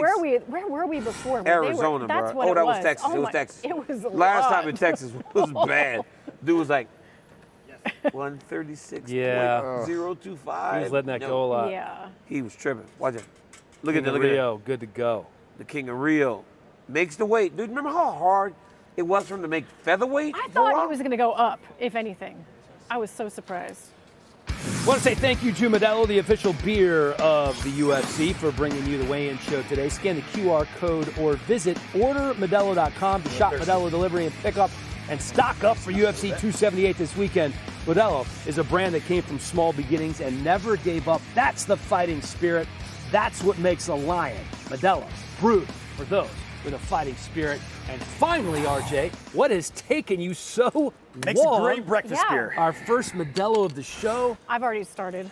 It's 5 o'clock somewhere, right? Cheers. All right. Cheers. Cheers, guys. Cheers. Drink Just up. so you know, if you drink too fast, they do make you burp. And there's no cough button on I these don't think mics. Calvin, I just coughed a couple times. Calvin doesn't mind burping. I think Calvin can drink Calvin's more a than man's man. The one thing half that a they can beer do and not burp. they brag in Boston and they drink. So Yeah. Calvin's okay. So it's only appropriate that it's time for our rapid fire game presented by Modelo. Explain to Calvin what rapid means. So Calvin's smart. He's from Boston. He knows that rapid means fast. So Yep. we keep these relatively concise. Don't follow DC's lead on this, okay? Because he's not concise. I usually with try anything. not to. What has improved more since their last fight? Edwards wrestling or Usman striking? I think the most obvious answer is Usman striking because there's clear evidence to point to the knockout of Masvidal, the knockdown of Gilbert. So that's where I'm going with. Yeah, I'm going with Usman striking. I don't know if it's the Whitman, coach or whatever, but he's got his hands are dangerous right now. Edwards is wrestling because he's taking people down now. And we always knew Camaro could strike. We could even see it in the first fight. He had ability. So Edwards wrestling. All right, question number 2. Just so you know, Kelvin, whatever I say, because I always have to go first, he will automatically disagree with. Even if it's literally the smartest thing I've ever said in my life, he'll find a way to make it sound stupid. No. Well, let's see if that holds true here. Fact or fiction, Usman will be a multi-weight world champion before his career is done. I'm going to go fact. But I think it's not going to be light heavyweight. I think it will be, what if we have a crazy change at middleweight and then he goes up and avenges a loss there? Avenges Izzy's loss. I agree. I'm going fact. He's 15-0 in the UFC. Tough to doubt him. 15-0, it says enough. I think he's going to be a 2-time world champ. What do you think, 2-time world champ? Fiction, because not because he doesn't have the ability. Fiction because he will be unwilling. He won't fight his. He ain't gonna make He ain't gonna win it at 205. I don't care what he says, but 185 he's not gonna be willing to do it because of the Adesanya connection. Yeah. All right, buy or sell Leon Edwards, the best UK mixed martial artist in the world. Oh, this is hard because I kind of want to say Tom Aspinall, but we can't fully answer that question. So yes, that's fact. Yeah, I agree with that. I'm a big Leon Edwards fan. Both these guys, we're in for a hell of a main event tomorrow night. Fact. You said buy or sell. Yeah, buy or sell. Buy. You said buy or sell, not fact or fiction. I'm glad that you, in the rare case, are the only one listening. Yes. Well, when you answer third, it's not really that rapid. You know what I'm saying? He's chilling over here. I'm buying that he's the best. I'm buying. Okay. Over under 5 takedown attempts for Camaro. Over, but they will be later in the fight. I think he's going to strike with him early. Okay. Over. Laura, I'm following your lead right now, but I'm saying over probably 8 too. Under. It's because we have excellent minds, Kelsey. Yeah. Under. Because I think he's going to strike with him, and I think that he won't need as many attempts because if he gets takedowns, he won't need to take him down multiple times in the round. All right. True or false? Paolo Costa will maintain this lean physique. You got a burp? Just let it go. Just let it go. I already did that. Okay. I'm not going to do it. Paolo Costa is going to maintain this lean physique going into future fights. He's grown up. He's figured out how to deal with the weight. I really feel like he's different this week. Did you watch that interview? Mm-hmm. This is a long answer, sorry. The interview with Brett Okamoto where he started to tear up. I really think he's changed, and yes, he will maintain it. Is this a buy, sell, fact? This is true or false? True or false? I All right. can't, I'm going to say false. I heard this from all these fighters, man, and I always try to record them on fight week because I show them the week after their fight, and they're all full of shit. You know what I mean? It was like, you were tripping last week. False. I think that Luke Rockhold has pissed him off, so he's more in shape and ready to go. If he's not motivated, he won't be this guy. All right, well, I'm glad you brought up Luke Rockhold. Yes or no, Luke Rockhold is a top 15 middleweight in the world right now? Yes. Yes. He's going to prove it tomorrow. 100% yes. Yes. Dude, he lost to Jan Blachowicz and Yoel Romero. Yeah. It's not like he's getting beat by bums. He's fighting the best guys in the world still. So, yes, I believe so. All right, Luke Rockhold believes Bo Nickel would get abused by any of the UFC's top 15 middleweights. Agree or disagree? Disagree. I'm sorry. Bo Nickel's the truth. I'm not saying he's championship material today, but top 15 absolutely would not be abused. No. Especially middleweight, where no one wrestles at middleweight. Who's number 15? Who's the 15th ranked middleweight? None of them wrestle. That's all you need to know. That's what I want to know. There are no wrestlers at 85. I just want to know who's 10 to 15. I know this is not as rapid. Guys, go Calvin. Yeah, no, I think that Bo's the real deal. I think he just needs more time to prove it. We already know DC's answer because he's a wrestler at heart. You know what I'm saying? I got to disagree. Disagree? Because, you think he gets handled by those guys? No. Because if it's Brad Tavares, Chris Curtis, and Drakus Duplikas, see, he might run into problems when he gets to Gastelum. Gastelum's at 11. Because Gastelum can wrestle. Yeah. But outside of those other three, I think I would favor him against Curtis, Drakus, and Brad. Yeah. Well, then you get to Mooney's and Darren Till and Hermanson, and that's he a little might higher. win. He might win up to. He might win all the way up to like Hermanson. Interesting. So you disagree with Rockhold there? I disagree with Rockhold. Sorry. Yeah. You agree with he me, might more win all the way. importantly. He might win all the way up to like 7. Yeah. All right, rapid fire. Bigger threat to Aljamain Sterling, Jose Aldo, or Merab? I think Merab. I think Merab's style is particularly suffocating, and it would be tough. Yeah, Merab. I think both are pretty dangerous, Yeah. but I mean, I think they're both dangerous. They're both a problem for him, I'd say. Not that he can't handle it, but they're both going to present some issues that'll make it tough for him. Aldo, because Merab won't fight him. So it's like there's no threat in it. Like, there's no threat or challenge to him when he won't fight him. I was just thinking about styles. That's never going to happen, He literally told me yesterday, Yeah. he goes, I don't even want to be the champion. Aldo's champ. So Aw. he's so sweet. I mean, That is sweet. he's a killer, but he's so sweet. When we were Merab. talking about fashion, I was hoping we would touch on the outfit that he wore to the presser yesterday. He looked good? Yeah, styling. He had like a traditional Georgian. Yeah. It was so cool. Nice. Merab, over under 3 takedowns landed. I mean, listen, I know Jose Aldo has phenomenal Takedown takedown D. defense. I know that. And he can throw knees. He can do crazy stuff to dissuade the takedown. But it's Merab Dvalishvili, so I'm going. What was it? Over under? Is that the question? over under 3 takedowns landed. I'm still gonna go over. 3 is not that many for him. I'm going to go over as well. I think he gets him down. I don't know if he's going to be able to keep him there, but he'll at least get him there. Under. I've seen guys like Chad Mendez, NCAA finalist. Now, Merab's a judo guy. Hey, I know he gets to wrestle. Are you going to join the Live Tour? Hey. The senior Live Tour? He got big money for the Live Tour. I mean, I just figured. Let me tell you something. They spending money over there, y'all. Hey, everybody better be careful because I think they got a fight promotion over there too. You know, they got Live Golf. I mean, they got that Live Barkley money over was going to there. go over there as a Hey, I'll tell you, broadcaster. You know, maybe poor man's Charles Barkley. If they give me all that money, I'm going there, man. They're the only ones that can afford them. Okay, Alexander Romanov, the best prospect in the UFC heavyweight division. Is he the best prospect in the heavyweight division? No. Laura, don't you do this. No, I think Tom Aspinall is. That's what I'm saying, I think Laura. Tom Aspinall is, but he's really good in that. Hey, I mean, look. he has She's a a judge? Is she a judge? I am. Bull I am. crap. You No, know I got judge. licensed. Have you judged? Have you judged anything? I did yet? 8 hours of coursework. Can I I took say a something? test, Can I say something? and I am now officially a judge guys, in the state I'm looking of into my Missouri. single camera. Hope not to see Laura because she will screw you. She is bad as some of these judges in Texas. Laura. No, I can't actually judge because I've got too many conflicts of interest there. I just wanted to go through I just wanted to be able to say Well, I I was just got a a judge. great. You can ask our producers. I got a great message from one of the best judges in the world. Did you? About my great understanding of judging now. From the course video. That's good. Yeah. Can we go? It didn't take me 8 hours. It took me 2. Well, you know what? I typically do 4 times 8 my times. work. I was going to say 8 times as much work as you do, so I'm not surprised. Calvin, do you remember the question? I mean, I could, no, a little bit, but Alexander I'm more Romanov. so on the judges in Texas. I'm with that, but I wish we had you in Texas, Laura. I'll Appreciate say it. that. You Appreciate would have lost 48, 40. You would have lost 49, 46.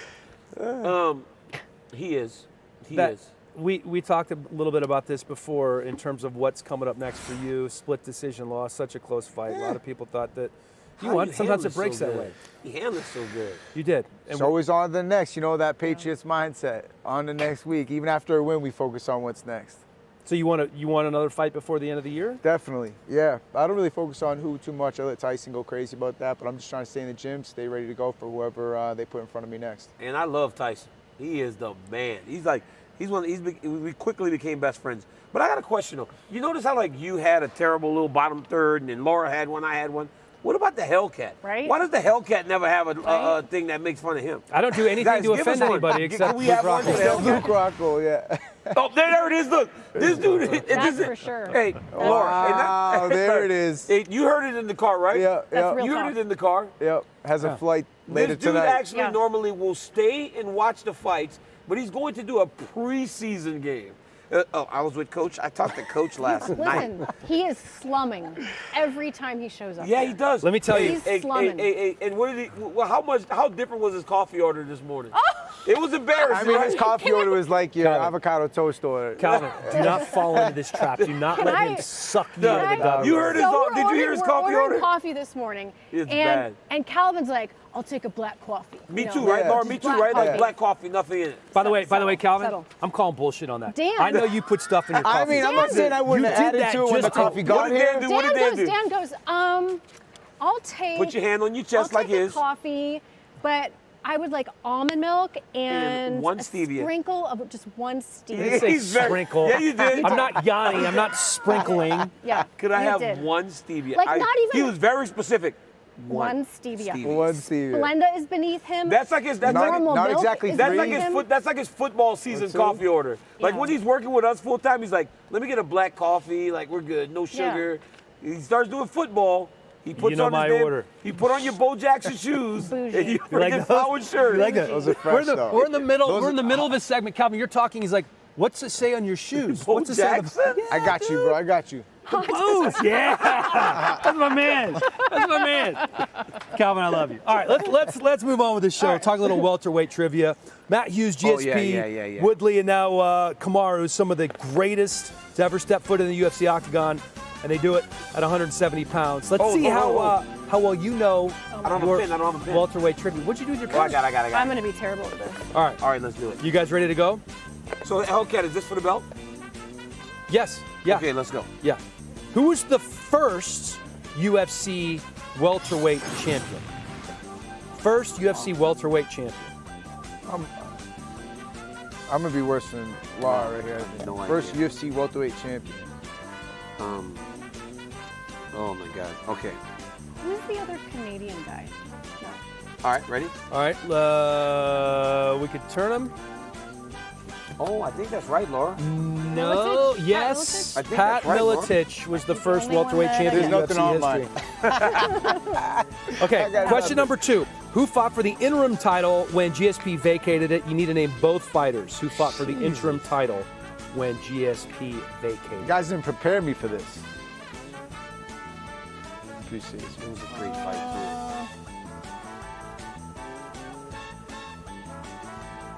I think I got one. Yeah, I got one. Yes. Yes. I got one. I just couldn't remember who it was. No. I can't believe I got that. I was, All right, we're tied across the stuck in the board. middle. Yeah, I was like, Ones across the board. All right, GSP has the longest title reign. Who has the second most title defenses after GSP? Second longest welterweight title reign after George. Welterweight. oh shit. Flip them. No. Yes. No. I thought it was Wood. It's Camaro.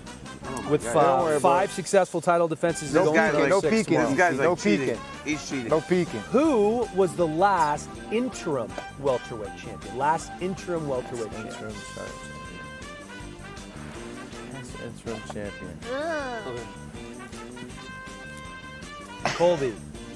She actually Go, I cheated. should know I didn't that. No, you actually cheated, did bro. not. I You got actually nothing. did. You did this when No, I you didn't. saw mine, Laura. I flipped it too soon. Can we get a replay, guys? Can we get a should've replay known in the that. judgment? They'll Can we get a work on replay it. in the judgment? No. They'll Yes. work on it. I did not cheat. I don't think Thank she you. cheated. Did you hear that in your ear? Did not cheat. Yeah, I heard it. I heard it. Okay, who's the shortest welterweight champion in UFC history? Shortest welterweight champion in UFC history. Welterweight champion? Yes. I think we saw him last night.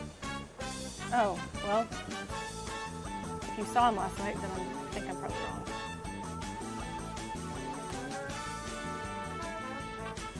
No, no, and no. Matt Serra at 5'6". Yeah, my bad, Sarah. Really? Tyron's pretty short, though. Yeah, 5'6". Those are all good guesses. he's not 5'6". Okay. Name 4 people that GSP beat during his title reign. Okay. 4 fighters that GSP beat during his title reign. What is this dude's name? Okay.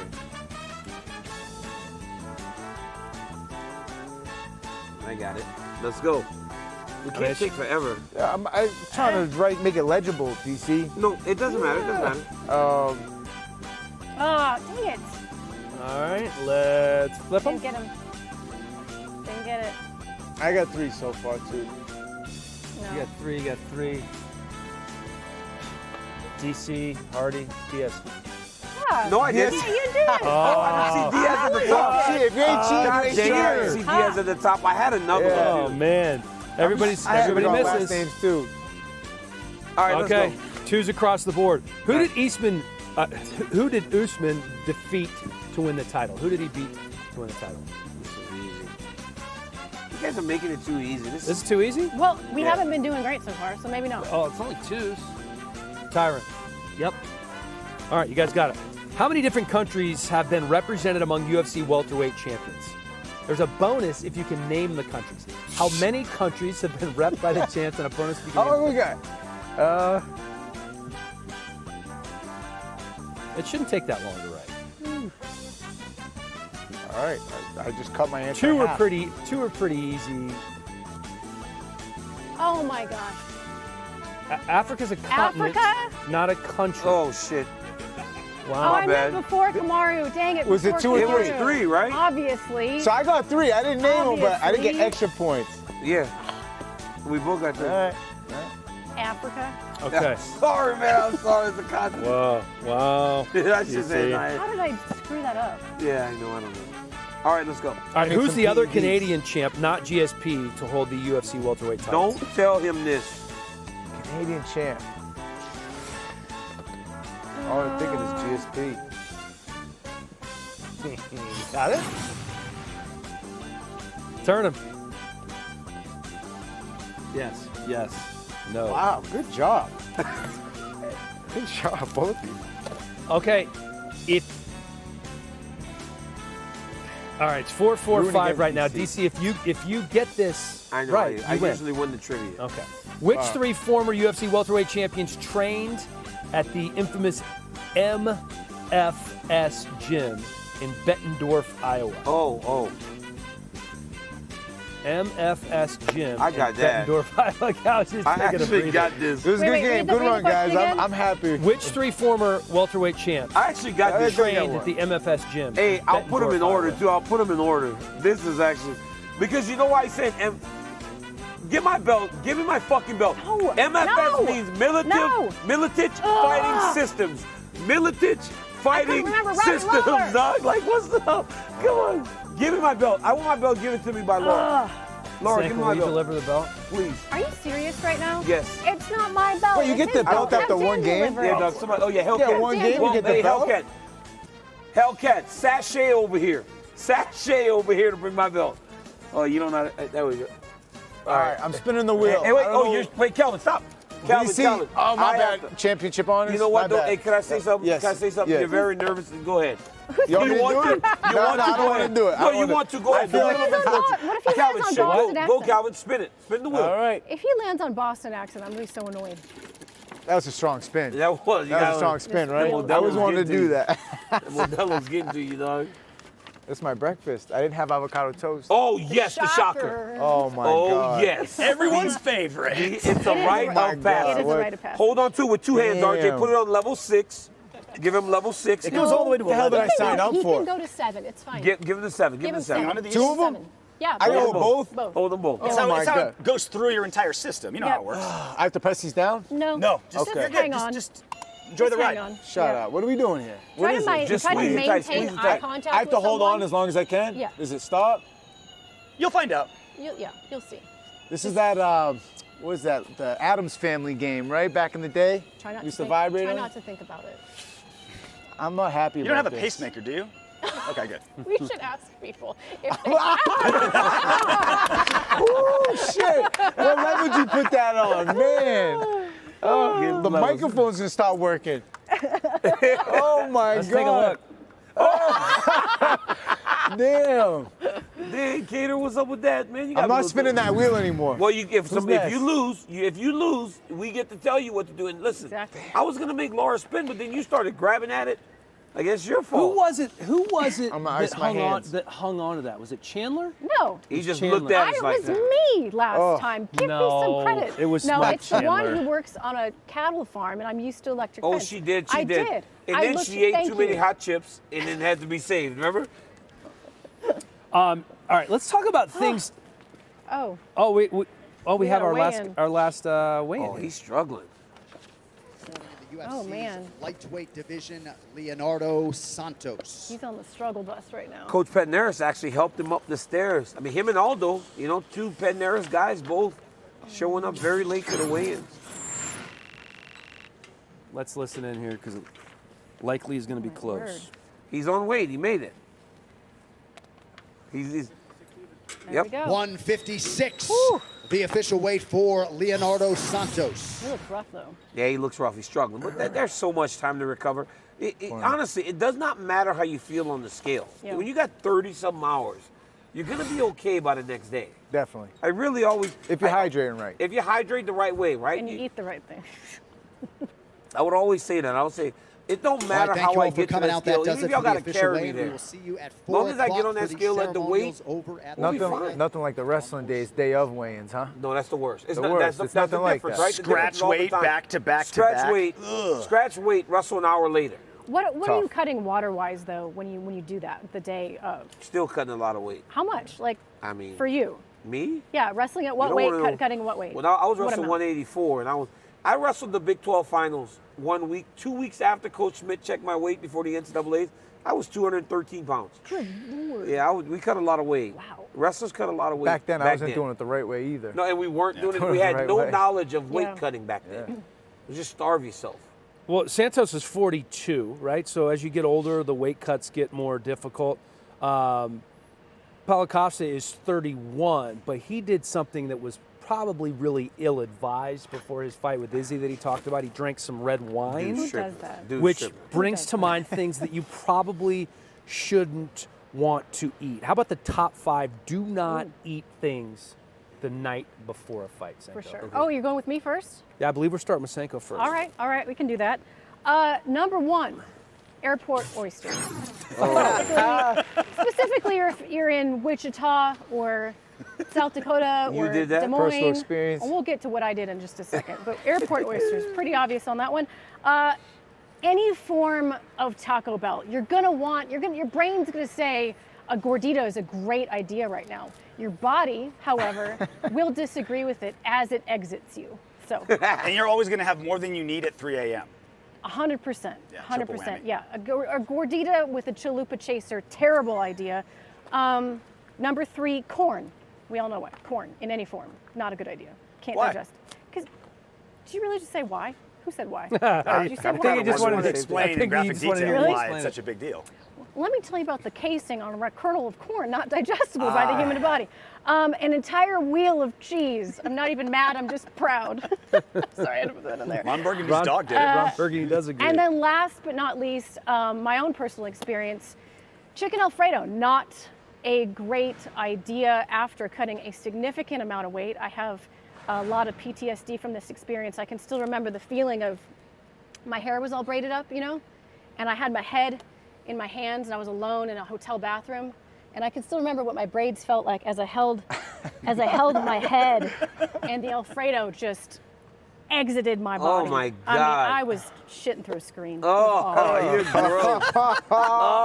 Would you describe it as projectile? She says weird shit, man. I was she shitting does. through a Just screen. shooting through a screen. Your analogies are great. Thank you. For me, it's just really anything you haven't eaten all camp, mostly. Your body's used to processing a strict diet all camp. You throw the curveball the day before the fight, it's not going to do you any justice for me. Next would be non-certified supplements. This is so serious, Calvin. Here's the teacher's pet. Listen, man, Here's the teacher's I'm just pet. saying for any of those young fighters out there, trying to pay attention what not to eat, speaking facts over here. He's about educating. I'm not a big corn guy before on weigh-in, so I don't have those problems. But next would be a celebratory post-fight meal. It's post-fight meal for a reason. You want to have something to celebrate after the fight, so you eat it before, it's going to lose all its luster. So I like to save it. Usually for me, it's a chicken parm, but we'll get to that. Seafood, not a big seafood guy. So that's pretty much it. Being from Boston, I know it's hard to believe. Not a big seafood guy, but not for a fight. Airport or otherwise? Or airport. Not really a good idea. Not a big oyster guy. And then over-hydration. You talk about these guys hydrating properly.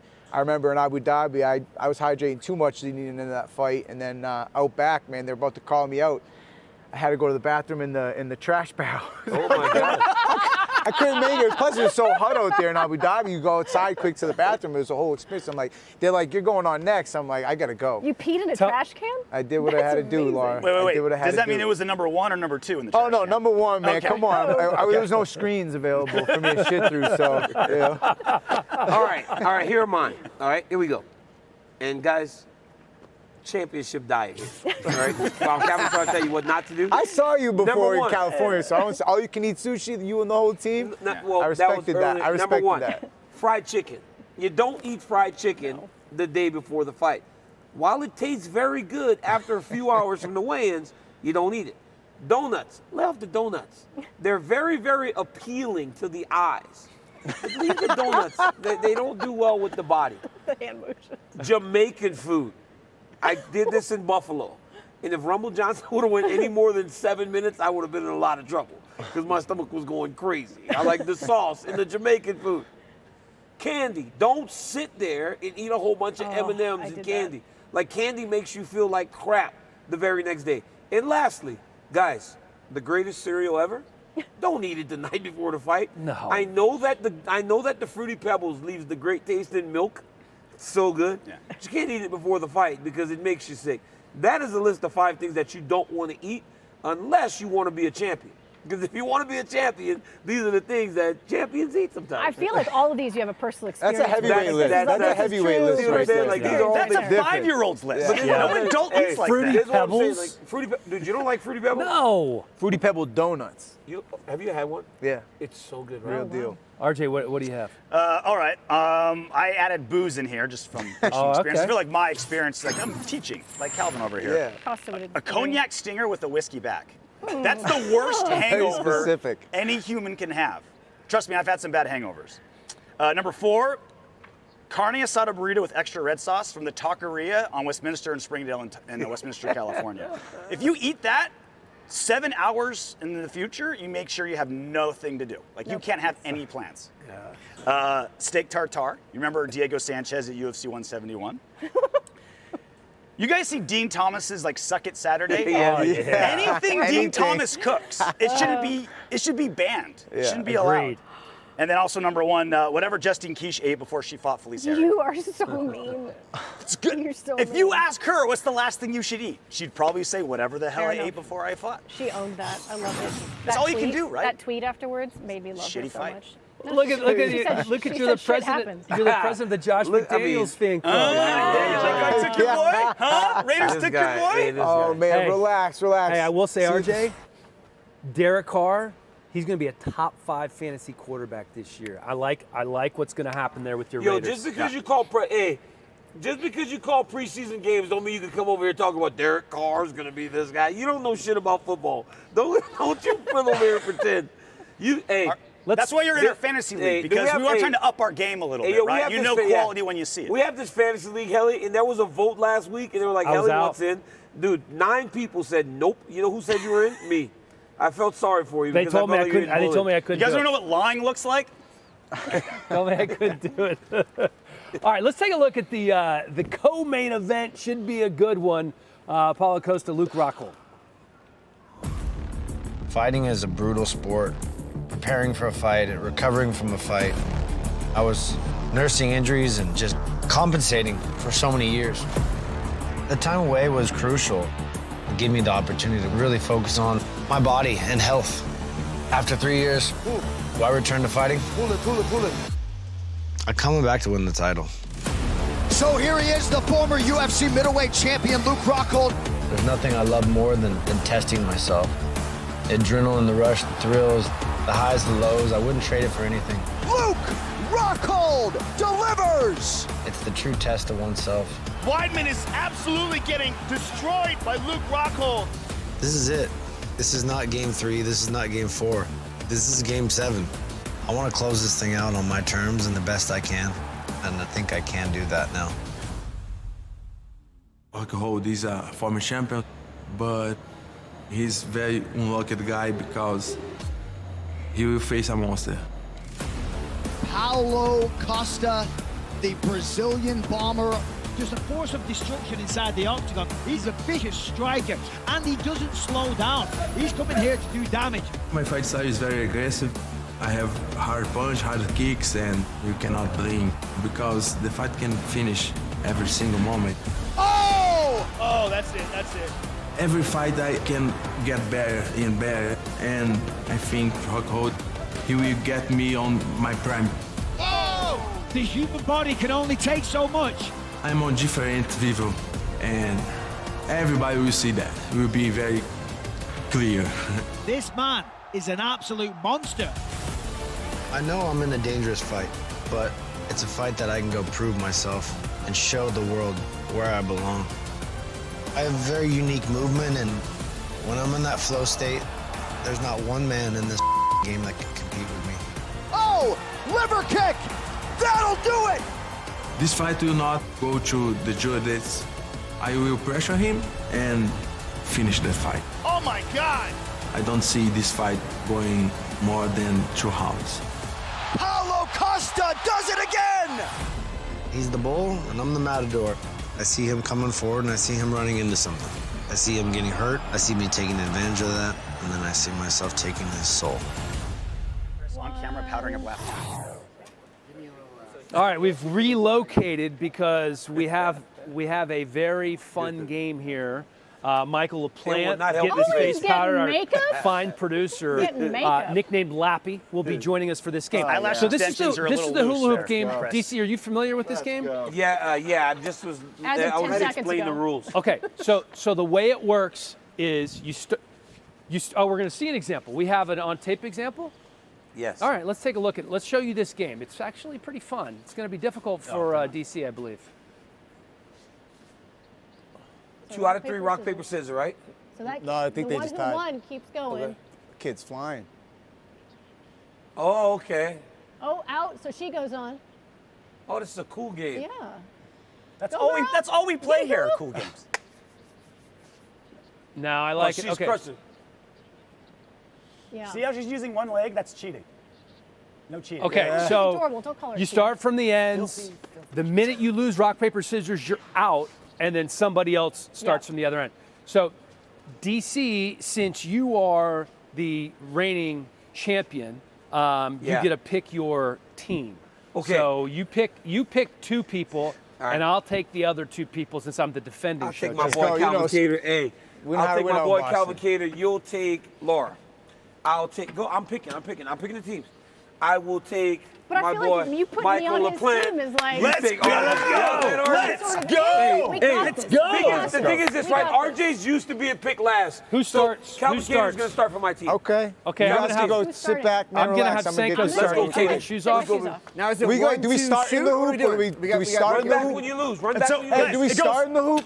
1, 2, right. shoot. Okay. Not 1, 2, 3, shoot. Okay, 1, 2, shoot. 1, 1, 2, 2, shoot. Okay. That's a good point right there. 1, 2, shoot. So when you lose the rock, paper, scissors game, Yeah. you're out, and then the You other gotta run person back. keeps going. Yo.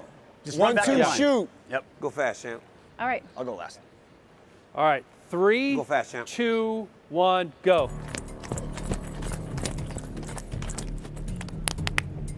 Shit. Let's go. Let's go. Son of One and done. No, wait, yo. Oh, the whole team's up. Let's go. Get out of here. Go. Go! I almost got this. Yeah. Keep getting the 1, 2. Yeah. Go. You gotta win a lot. Oh, you know it! Go it over on 2. 1, 2. Yeah! Of course. 1, 2. For the win! Yeah! Let's go! Wait, stop. I thought the whole team has to get over. No. All right, I'll play 2 out of 3. Go, Calvin. Go, Calvin. I really feel like I was the MVP of that performance. That's what champs do. That's what champs do. Can't let him win this time. Go fast. Go fast. I think we do exactly what we just did because it worked. I agree. Go. Who's saying go? Go. This elevation. Oh, It's not the hokey pokey. Let's go. Go, Calvin. Go. Dan, come on. I keep doing 3. It should be 3.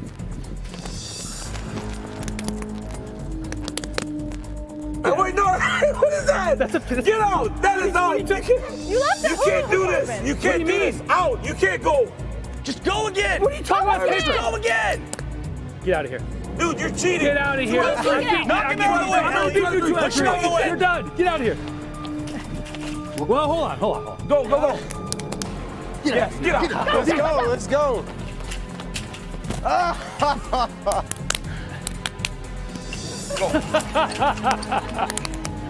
Shit! Wait, stop! Laura's already in the thing! Laura's already in the thing! Bro, time out. Give me the replay. Laura was in the thing. Why are you filming him? It doesn't matter. But I looked at Laura. It doesn't matter. I looked at Laura. She's in the thing. I was practicing. It doesn't matter to what happened She's over there. in the hula hoop. You cannot do that. There's all kinds of shadiness going on. There was a lot of shadiness going on, bro. This elevation's no joke. Bro, You know what? What's it like being undefeated in this game? Oh, it's awesome. It's great. Hey, it's a great feeling. What is going on over there? It's a great feeling. What is going on over there? Perfection. When you watch us doing these shenanigans, I will admit, as a professional broadcaster, I'm mildly embarrassed when you have to witness all this stuff. You know, I'm just waiting for them to call my number so I can drink alcohol on the air and do all of these physical challenges, you know? Looks like you guys are having a great time as we're over here sort of tunnel visioned on the business at hand at UFC 278. So what's the hula hoop version of a perfect game?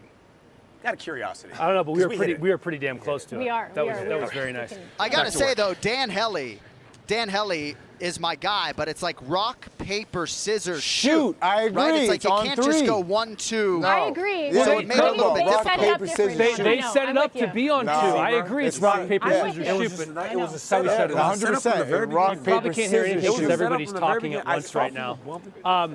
Let me ask you, in terms of some of the information you gleaned from fighter meetings this week, what did you see with Kamaru? There's been so much talk about all the extracurriculars that he has going on, and obviously he's chasing greatness and GOAT status. Have you seen anything different from him this time around as opposed to some of the other times that he's been fighting a guy for the second time?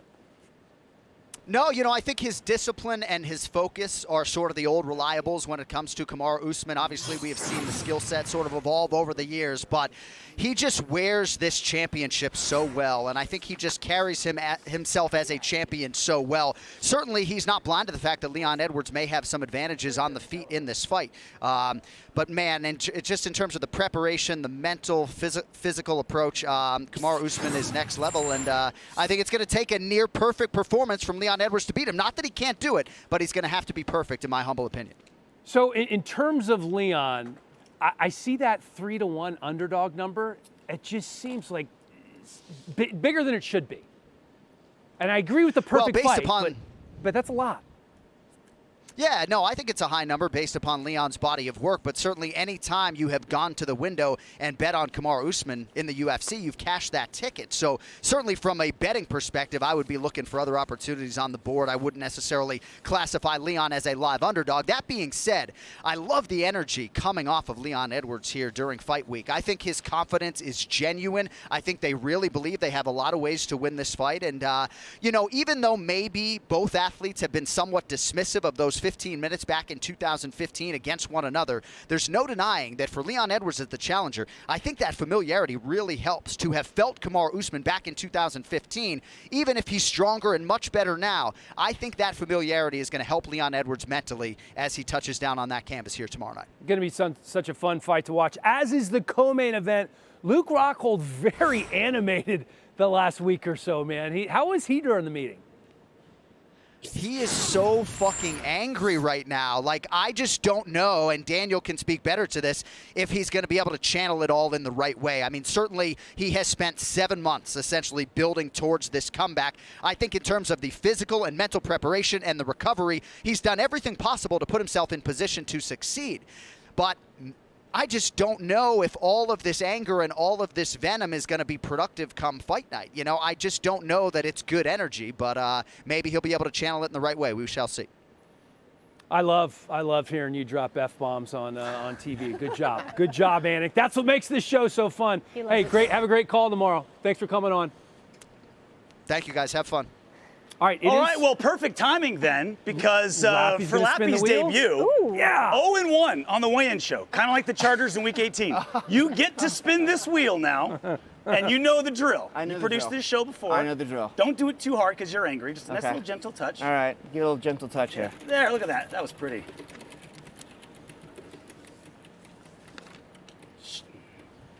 20 anytime push-ups. I'll take 7.5 right now. 2 on your knuckles. One of them one-armed. Shaka wasn't so bad. 1, 2. Oh! You played soccer, right? Yes.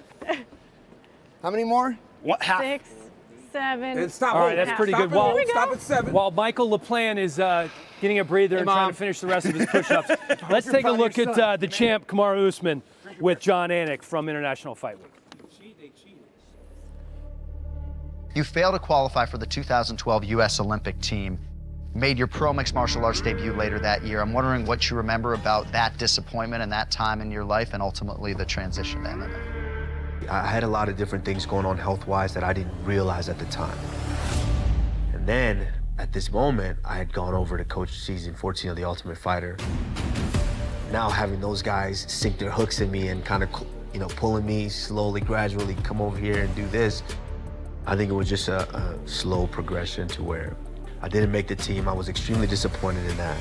But deep down inside, I had already made the decision that I was going to go into mixed martial arts. July 12, 2015, you win The Ultimate Fighter. Kamaru Usman comes up huge for the Blackzilians! What do you remember about that fight? There was a lot of pressure on you to come through for the Blackzilians against American Top Team, and ultimately your confidence level relative to where it's at. Training for that fight, I had just had knee surgery 3 months before, and this was supposed to be a 7 to 8 month recovery. Fighting through that and being able to still come through for my team just gave me that added confidence that, hey, this journey is not over yet. You're just getting started. He is Nigerian, and he has been an absolute nightmare for all opposition. He's already broke the record for George St. Pierre's. He's now starting to toy with Anderson Silva's record. This guy is really starting to become one of the legends. So a lot has changed in 7 years. As you look at your career, the Jorge Masvidal chapter is closed. Oh! Kamaru Usman with a huge shot! Still undisputed! The Colby Covington chapter may very well be closed. We'll see. We'll see. We'll see. Sounds like you're keeping that door a little bit ajar. It's for me, of course, I've already put the stamp on it. Yeah. As the champion, it's my job to let them all keep trying and keep shooting them all down.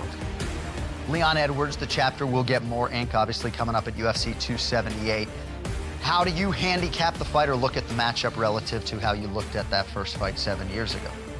Still the same feelings. Same feelings of nervousness. He's a very, very sharp striker. Now a much more improved, complete fighter. And especially where he is now in the part of his career, he's got that confidence now to where he's, I submitted guys now. I can wrestle, I can grapple, and I can really strike. And I feel it. I feel the danger. But it's my job that when I step in there on that night, I have to let him understand that that is my octagon and that he has no chance.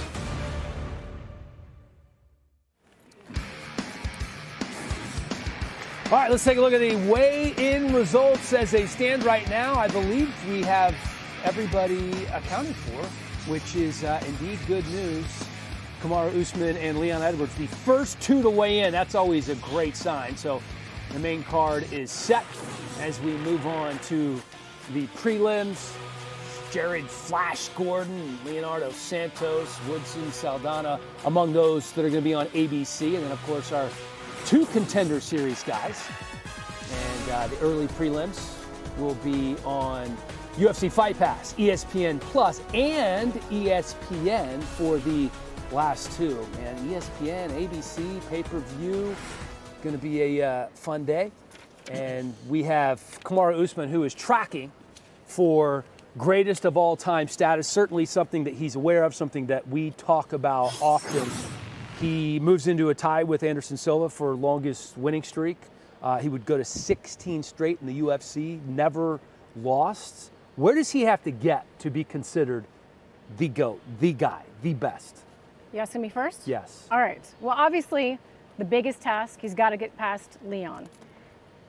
And then I think there's a path where if Hamzat beats Nate, he beats Hamzat.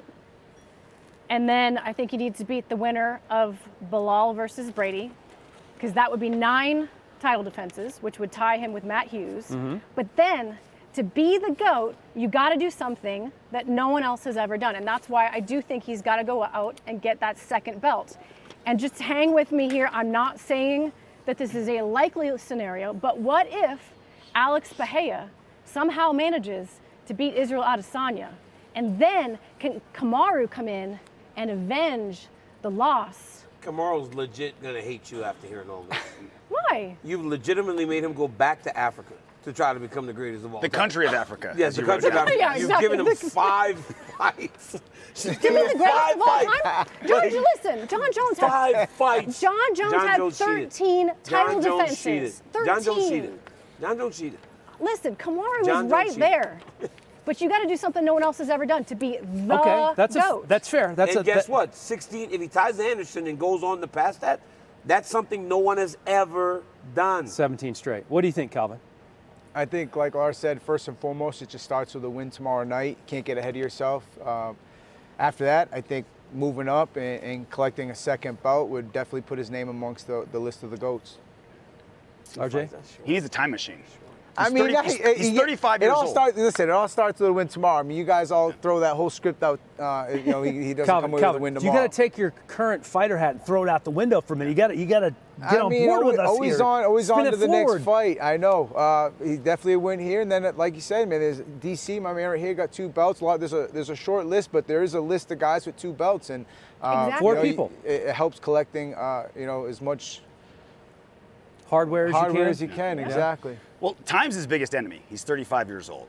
And like you look at just like to overpass GSP, like look at how many A+ wins GSP had. Like Hendricks, Shields, Hughes in his prime, Fitch, Alves, went up and beat Bisping. Like how many of Usman's wins compare to that? Like 3 maybe, right? Like it's not just win streaks, it's quality of wins. And he just doesn't have the scalps. And at 35 years old, now he has great opponents ready, right? You even mentioned Rachmanov, who's coming up, right? Like he's got the path, but he's 35 years old. How much of that is his fault and how much of that is just the time that he's in?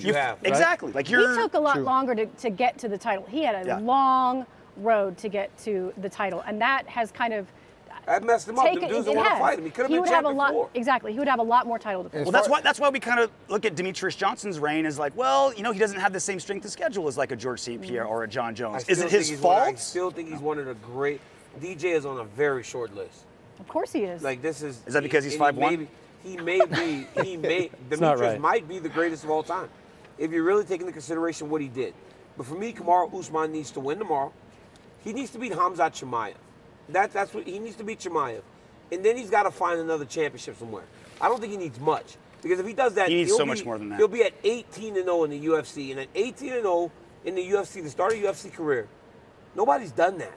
When you start to do things that Anderson, who many consider one of the greatest of all time, one of, if not the, you start to pass guys like that with no issues on your resume, there's no question. How many Hall of Famers has Usman beat compared to GSP or John Jones? Like that's the thing. It's not just win streaks, it's quality. But GSP has beaten. Who's GSP beaten in the Hall of Fame? You tell me. Matt Hughes. Matt Hughes, BJ Penn. BJ Penn. Jake Shields is an all-timer, just not in the UFC. But he's not in the Hall of Fame. Okay, John Jones has beaten a lot of Hall of Famers. Yeah. John Jones also had 5 steroid tests failed. Then that keeps you out of the Hall of Fame? That keeps the. Let me tell you one thing. Yeah. Carlos Condit might be in the Hall of Fame. Let me tell you this. Would they dare put Nick Diaz in the Hall of Fame? No. But I mean, is he a Hall of Famer? Is Nick Diaz a Hall of Famer? I don't know what the rules are to be in the UFC Hall of Fame. We've had this argument on Matt here Serra. before. Matt Serra's a Hall of Famer. Yeah. But is Matt Serra really a Hall of Famer? He did beat GSP. So you get in the Hall of Fame because you win one fight? There are different reasons you get in the Hall of Fame. I firmly believe that. It's not all about. It's hard when you do these arguments, right? Because then Michael Bisping, Hall of Famer. Because then you start to we're racking them then up. you start to crap on people that you really respect, but you don't know if it's those accolades. There are no specific guidelines. Exactly. For any Hall of Fame, not just the UFC Hall of Fame. I would just like to say that, you literally laid out the exact same scenario that I did, just minus one other fight. Woodley, when he started a 6-fight losing streak, RDA career lightweight. They may go into the Hall of Fame. They're Hall of Famers, though. How many champs has GSP beat? But listen, Woodley, RDA, and Maia may ultimately end up in the Hall of Fame.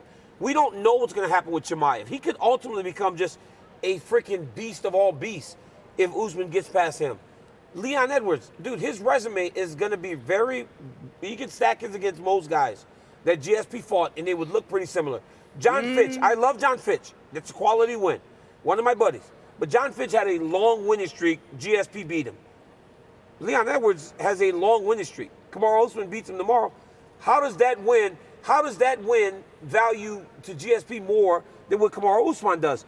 I mean, and how many of those guys that GSP beat on that run beat Colby? They don't beat Colby Covington. Different I don't think any of those guys. eras. But I don't think any of those guys beat Colby. How many Covington. heavyweights does Mark Coleman beat? Bro, Like, but I don't. How But far back do you still, want to do this? it does not matter though. I don't think those guys beat Colby Covington. So even though It does Kamaru may matter. not have, the quality of guys in terms of the abundance, he may have beaten the best one out of all of them. Because if you stick Covington in there with Hendricks, with Koscheck, with Fitch, and all those dudes, do you agree? You want to go there? You want to go there? What's What's Colby's best win? I rest my case. Another guy, I rest my RDA, case. RDA, a world champion. Career lightweight. Robbie Lawler, a world champion. Old Robbie Lawler. Why are you acting like Colby Covington has bad wins, though? He does. Like, Bro, what's his best this guy- win? hey, guys, get this guy- I asked your best win. You're like a lightweight and a guy who's 900 years old. I mean, being 35 years old, it's not like the champ has an unhealthy lifestyle. I think he's got still a good amount of years in him too to Bro, I'm to telling build you, that right on the resume. verge. If John comes back as a heavyweight and is clean Yes. and wins a belt there, how do you feel about his GOAT status? So let me there? ask you this question here. I'm going to ask you this right now. And it kind of sucks, right? So TJ Dillashaw was mad the other day because Aljamain Sterling called him not a clean athlete. So because of the time served, does everything get washed? I'm asking Yes. you. I'm asking you, does time served mean everything's washed, Calvin?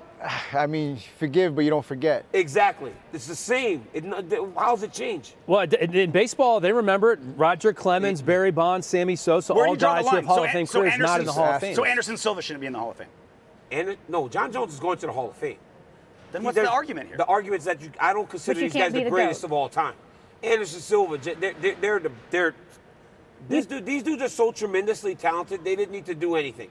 You can be, if people want to call you the greatest of all time, stick an asterisk next to their name because we don't know how long they did the things that they did. But if you want to talk about guys that have nothing on their resume, you talk about the guys that don't have those things next to their name. It's just the way sport works. Should there be an asterisk if you miss weight for a title fight too? Yes, or you should not be the champion. You should not be the champion. But I did miss weight. I did not miss weight. Here's the question I have about the Hall of Fame. Should you have had a title to have been in the, should that be a prerequisite? No. No. Jim Miller's going in. No. First Jim ballot. Miller, but see, and that was Uriah- an argument him you and I got had. Uriah Faber, We had you this got argument. Cowboy We had this argument Yeah. on air. It's like he thinks Jim Miller's a Hall of Famer, and I like Jim Miller. I don't think Jim Miller's a Hall of Famer because I don't think just because you did something longer than everybody else, you should go into the Hall of Fame. Doesn't work that way. In every other major sports Hall of Fame, whoever played the most games and won the most games is in the Hall of Fame. Helly, you said Every one of them. Andrew Whitworth, 27 years in the NFL, is not going to the Hall of Fame. I don't think he's a Hall of Famer. But on the flip side, That's Jim Miller. on the flip side, you have a guy like Terrell Davis, who had an unbelievable 3-year run. Former coworker of mine, great dude, but a lot of people are like, dude, you were great for 3 years and then you got hurt. But he's in the Hall of Fame, and that's opened the door for guys like Tony Baselli, who just got in this year.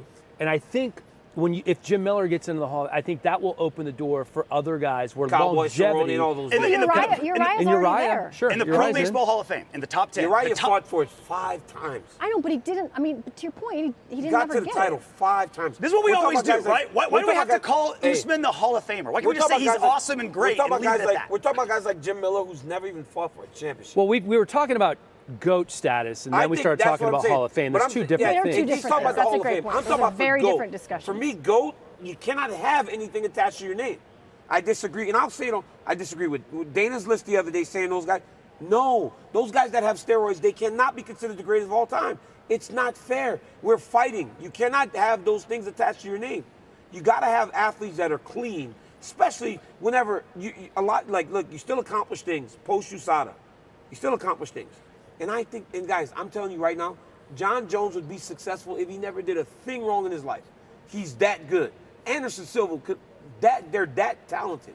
But the reality is, when you are just racking up accomplishments, and then when USADA comes, and the accomplishments, while still great, aren't as consistent, they aren't as, because you're getting in trouble for doing those things. How do we know you weren't doing those things before? How about this? Like half of Anderson Silva's title defenses are against guys that have failed tests.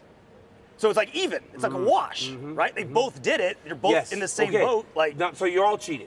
You're all cheating. Which now they're all on steroids. That's the it was a different time. It was like the steroid era in baseball. It was a different time. So when was the last time John Jones fought? 2020?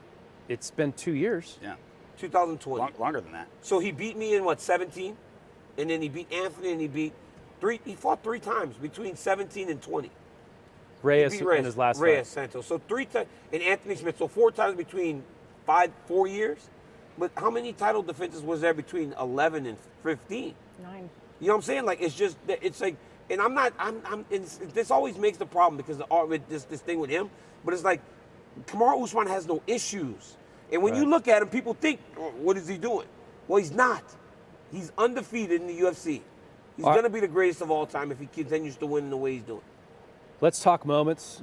I love that conversation. This is the type of show. This is why this show is so great. Because you can have these types of conversations where you get time to really make your point. And RJ. And our hula hoop jumping skills. Hey, you make great points. Well, you make great points. Thank you. You do.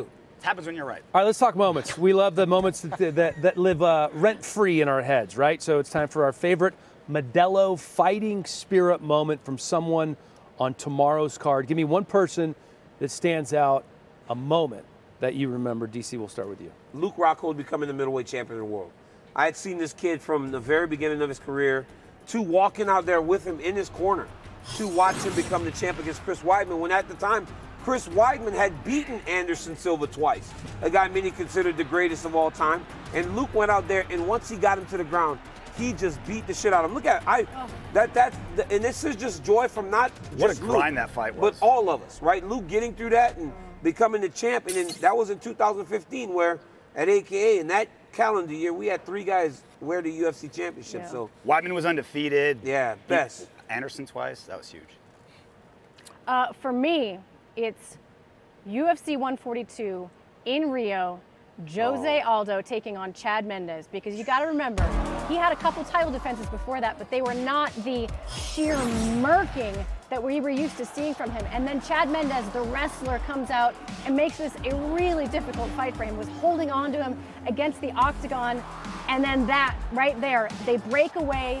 He lands the head kick, and with 1 second left, gets the finish. But the moment I'm actually thinking of is right there, where he runs out of the octagon and just ensues basically a riot. The King of Rio in Rio, knocking out Chad Mendes. Whew, it's good stuff. Imagine if he fights for the bantamweight title in Rio. That's great. Classic Aldo moment. Another one for me would be WEC days, back when he hit the flying knee against Cub Swanson.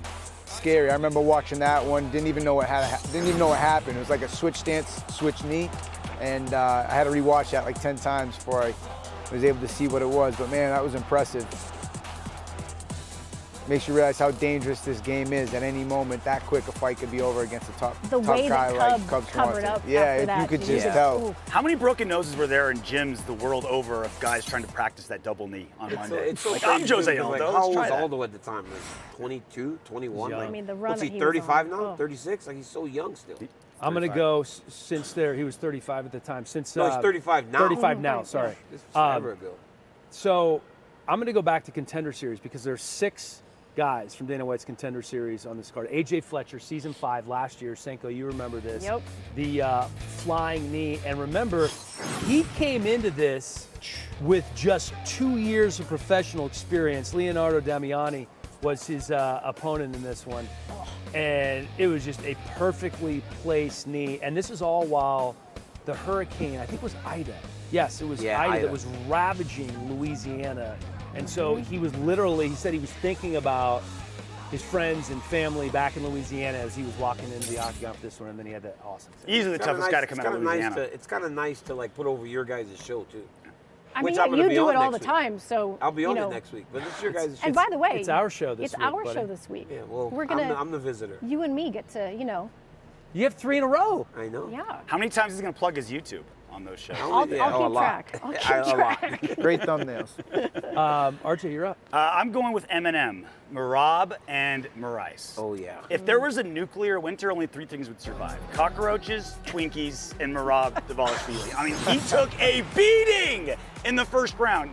He was unconscious like 3 times. That should have been a 10-7 round in the UFC. And yet he comes back, wrestles his butt off, goes with the ground and pound, and gets the finish. I mean, unbelievable. I mean, him versus Jose Aldo in round 1 tomorrow, and him versus Jose Aldo in round 3 tomorrow, that to me is the most intriguing element of everything. All the great things we're gonna see tomorrow, Jose Aldo can fight off a guy that never stops wrestling for 15 minutes. Gotta look out for that flying knee. Or don't get flying knee.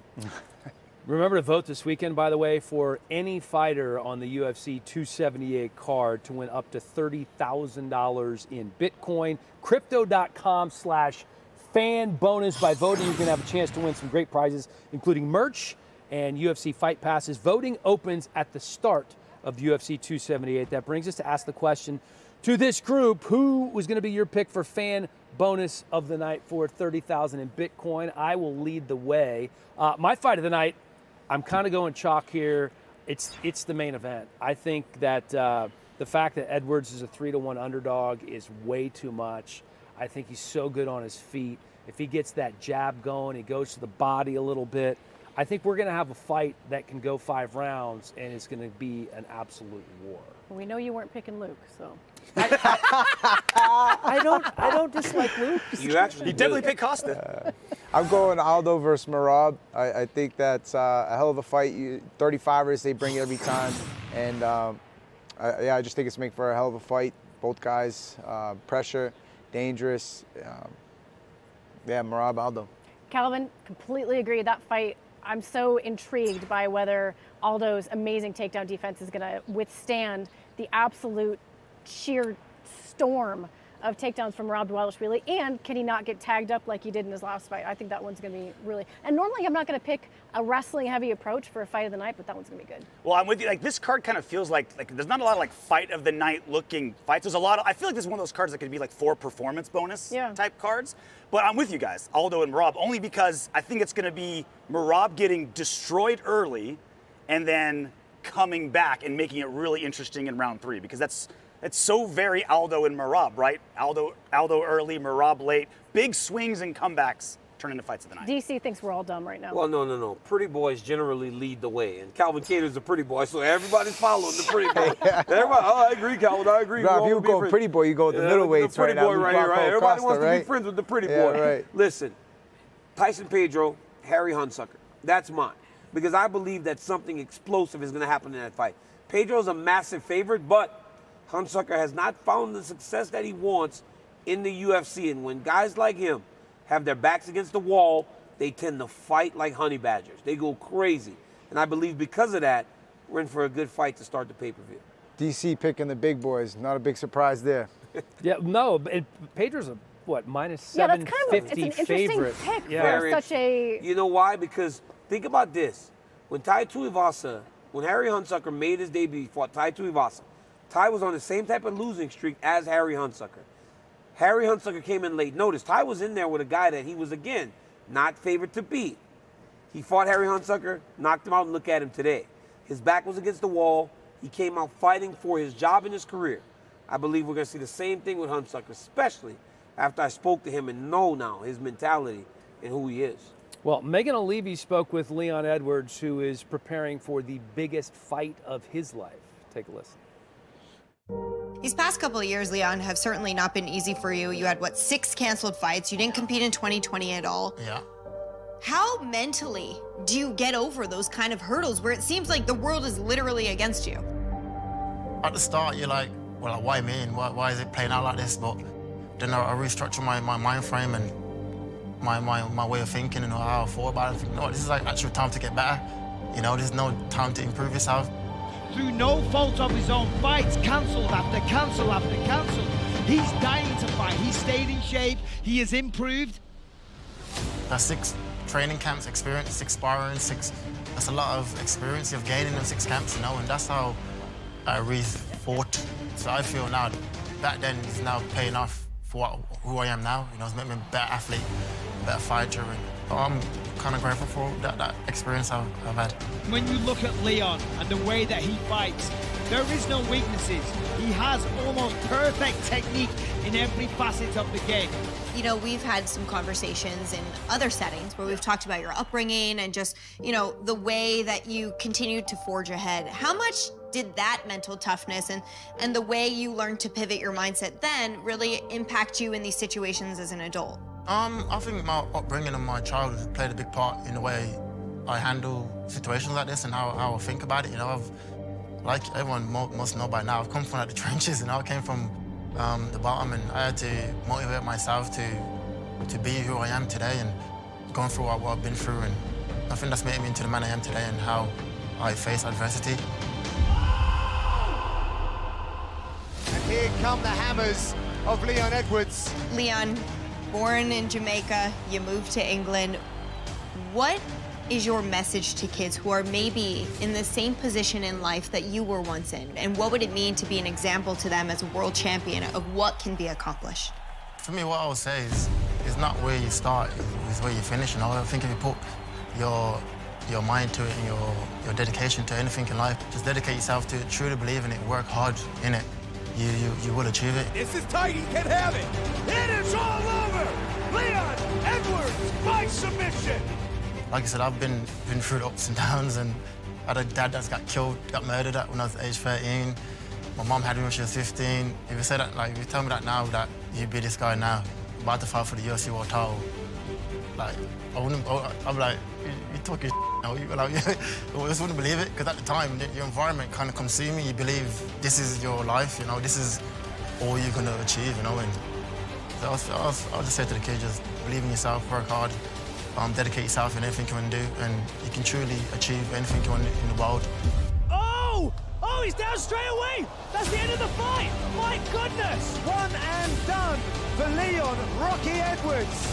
Leon, why should people tune in to UFC 278 when you attempt to become the welterweight world champion? Tune in to watch greatness, watch a kid achieve his dreams and run through struggles, get to the UFC and achieve his dream, and what a story it will be to go out there, beat the last guy that beat you, the pound-for-pound guy that they claim, and for the world title. What a dream.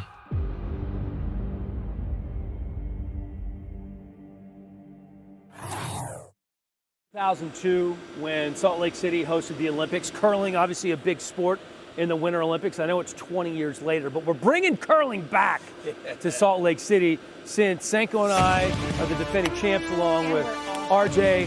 I picked Senko. Calvin, it's you and the big fella. Let's have Senko go against DC first, and then I'll go against Calvin. And RJ's going to keep score. We're red, you're yellow. Okay. So do I go one and then she goes one? Correct. Yes. Alternating. You go first. Oh, that was nice great defense. Start. Good Great defense. Good. Good defense. You alternate. No, so now go ahead. No, Laura. 1-on-1, right? Yeah.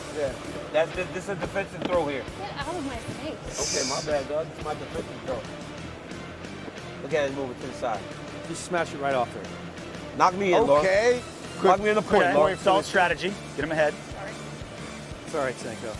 Ooh. You gotta come on the left side. That's a hard. 3 and a 2. Uh-oh. Okay. Okay, so that's 2 currently. Oh, he's trying to protect it. Oh, that was a terrible throw. That's stupid, Dan. 0 points. That's a 0. Just land in the middle. Oh, nothing for Laura. 0-0. Great Okay. start, Point for guys. that. Great start. 0-0. I'm first? I did it. You're up first, Calvin. That was bad. I had Nah, you good. Now, so we're yellow, right? Yep. Let's go, Peter. Let's go, baby. Hey, leave one in the middle to start. Leave one right in the middle to start. Leave one, leave one in the middle. Defense first, right? Defense. Defense wins Always championship. Is that how they do it in Boston, bro? Yeah. Yeah, that's how they do it in DC, I guess. Damn. Now you go score here. Go score here. Around. I'm going to go around. Yeah, go around. Okay. Go around. I'm going to play defense again. Okay. Yeah. You know, whatever. Okay. Yeah, Okay, easy. here we go. All right, now I'm going for the... Go score here, Cal. Yep. Calvin. Don't hit him. That's Don't enough. hit him. Don't hit him. That's the point potato. That's the point potato. That's the point. It'll take too long if RJ doesn't get it over. By the way, we're playing to 11. This weigh-in show might go to, I don't know, noon Mountain Time. If RJ Who would have thought we weren't the best curlers? Yeah, imagine that. That's money. That's the one. Okay, 2 points. I like that, Senko. That was good. Sit. Oh, left me a point. 1 point. Almost She out. left me a point. She 1 left me a point. 1 point yellow. Oh wait, I use hers. Yeah. I use hers on accident. Well, this is very You ain't confusing. cheating. You ain't They're trying. both going anyway. Just pick up that one and make it yellow. Oh yeah. See? Nobody scored. Give it a yellow. All right, Senko. Yes. Let's get on the board here. The fact there's no score. Don't touch her, DC. I feel it's moving and look at music playing in my ear. That's solid. Nice. Stay on. That's a 1. This is gonna be That's tough. a 1. Yeah, that's 1. That means she's got another one. Good concentration. You're not ironing. I mean, what are you doing? Oh, that was I like it. Twofer. I like it. We got a twofer. It's 2-1. Do I try to knock his? Yeah, I would just aim for the middle of his. Yeah, I wouldn't try to even knock him. I wouldn't. Oh, man. Sit. Oh, Laura, that's good. Oh, no. Okay. Cancel. That's on. This is 50%. We got 50. one. So We got 1. We got one. One So red, he's actually like 1-0 he's red. telling you like so. Yeah, Helly's they're now negotiating playing over there. Helly's now playing 1-0. and So who judging. leads first here? 1-0 Okay, Helly here we go. Laura. Now, let's go. Start now? All Red right. goes Dan, I first. got us on Oh, the so we're board. on first now? Yep. Yeah, because I went first last time. We should like. That looks we good. should That switch. was We good. should switch. Yeah, that was Well good. done. That was Well great. done. That was- And it's gone. Love that for you, Dan. Hanging in there. Thank you. Thank you. Whoa, easy. Out. Stay on. So Yes. take it. I'll take it. Oh, we're taking points. We're taking points. Nice. Oh, just knock it out of there, Well Calvin. done. Knock it out of there. That stroke. Oh no, Calvin. Yeah, knock it out of there. They've got 3. That's 3. That's 2. Damn. That's 2. We got 2. You guys, All right, we got 3, baby. They're big 3-0. Hey, Laura should go before me now. Yeah, I yes. agree. First. Laura goes should go first. before Red me. goes first. We go for we Because you guys are winning. All right. 3-0. All right. what's the game up I think to? we should play to 5. Damn A it. little too much heat. Damn it. Defense on the too much back heat, end. girl. 7. We're gonna play to 7. Defense. Defense. Defense. Yeah, I like defense it. all. You guys are all about defense. Yeah, big defense, guys. Just like the early Patriots. They Yeah. won those 3 Super Bowls. That's the one. Sit. That's money. 3. Wow, that's a big one. Double whack. Yeah. Bang, I bang. think you got a double whack. Let's go, DC. That's how you come back right Oh there. wow. That's 2. That's 4. That's 4. 2. That's 2 and 2. 2. And 1. 1. So 3. It's 3-3. 3-3. 3-3. 3-3. 3-3. That's a big round right there. That's a big round right there. That's a big round right there, boys. Let's go, That's a let's big go. round, As ladies big. and gentlemen. That's a big round, ladies and gentlemen. So now, Cater, you're up. Yellow team first. Trying to, sit back, give you a chance. Want me to give you some We almost done, Nah, Calvin. nah. Nice. Yes. Defense. Defense first. Defense first. Always defense. Make him go around. Always If you want defense. southpaw, that's what it is. Yeah. Always That's defense. not Cal, that's nothing, Sorry, I Cal. meant the first one too. There we go. I'm Oh, warming that up. was- I'm yeah, warming that's up. 2. I'm warming up. That's 2. Calvin, then you get a hit. I'm warming up. Just a little bump. Oh, Calvin, you're going to hit your yellow. Something Your they're yellow. not Beat consistent. him up. No, they're not. Oh, yes, Gator. Let's go. We can wreck What do it. you got? Wreck it. Let's go. three Let's right there. go. Oh no. Let's no. go. Six, Let's six, go. three. Let's go. 6-3. We How almost did that done. happen? We almost done, Game Gator. point. Okay. Game point. 6-3. Laura, ladies first. Seiko, we need you. We need you. No. You guys go first, because you guys are up 6-3. Oh, okay. I thought because I Man, went you first might last think that you're on her team or something over there. Well, it's champs stick together. Yeah. Let's go. Defense. Yep, smart. Always smart, Gator. That's good. That's fine. Ah. I'll take that. A little bit too much. Dang it.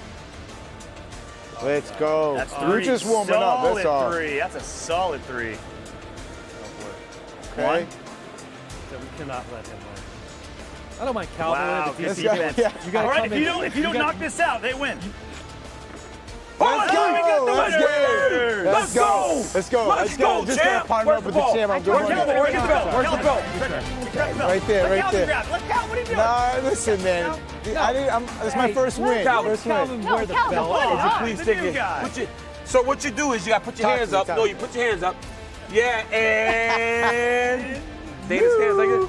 No. Hey, there we go, baby. There we go, Cater. I'm gonna give you. Wait, oh, there he is.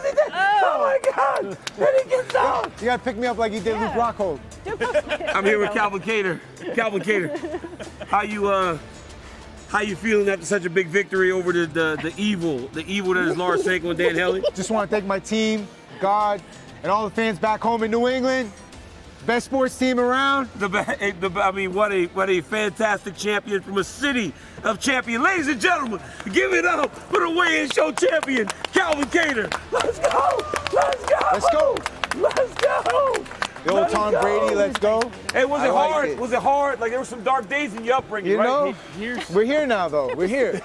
I just appreciate he Top of the shared mountain belt with Calvin. There were some hard days in his upbringing, but today, It led to this moment. a village has formed a champion. It was all worth it. It was all worth it. How's this thing feel after a 5-round fight trying to lift this thing up? It feels good. It feels good, man. I Yeah. mean, I gotta be honest, like, you know, but this is even better. It's nice to Every see Boston championship, finally this is win a better. title. Nothing like a This is curling better. championship, I gotta say. You didn't know you'd get the belt when you came on, right? No, man, this is nice. But he That's does know exactly- that because we're a team and he leaves it back. So at UFC 279, you know where it starts. That's true. But guess what I just heard? What? At UFC 282, we could be seeing a man that we were discussing a lot earlier, John Jones. Look what he tweeted just a short time ago. Prayer hands, UFC 282. He's been talking about that matchup with Stipe. That's December 10th in Las Vegas. I'm ready. What do you think if that's the fight, DC? As fighters, these are two of the greatest fighters of all time. Like in terms of accomplishments, both of them. I've spent, I mean, she's 8 rounds with Jones. I've spent, I mean, shit, 12 rounds with Stipe. Yeah. So it's like being in there with those guys. They're both so tremendously talented. This is a fantastic fight, a great main event that is going to truly blow the roof off of whatever arena you guys are gonna be in to watch them fight is gonna be fantastic. I cannot wait to be able to view it. So hopefully that comes to fruition. It's been too long for John Jones. How long has it been now? It's Jones has been years? at least 2.5 years. February 2020. Yeah, it's been a long time for Jones. It's been, but think about it. It's been a while for Miocic too. Yeah. Right, and we'll see how those guys see how they fight. That's a hell of a fight. Calvin, it's a great fight. thank you, Appreciate brother. you. DC, Appreciate always you. fun. Good job. Sanko, Yep. nice work. Where you Ceremonial going? weigh-ins. Hey, did you not? Where you going? Ceremonial weigh-ins coming up at 6 Eastern. You can watch it on the UFC's YouTube channel. Pay-per-view coming up tomorrow. Prelims on ABC. We have the Gronkcast as well. I mean, we got everything on the UFC. I can't wait to watch tomorrow. We have a new champion. It's Daniel Cormier. Laura Sanko, hopscotching. Illegal. Oh, wow, look at that. Yeah, You because just he's lost. cheating. Look at the fear in DC's Look eyes. at Lappy! What The in? Look at muscles so from San good. Diego. Thanks for watching, everybody. Enjoy the fights tomorrow.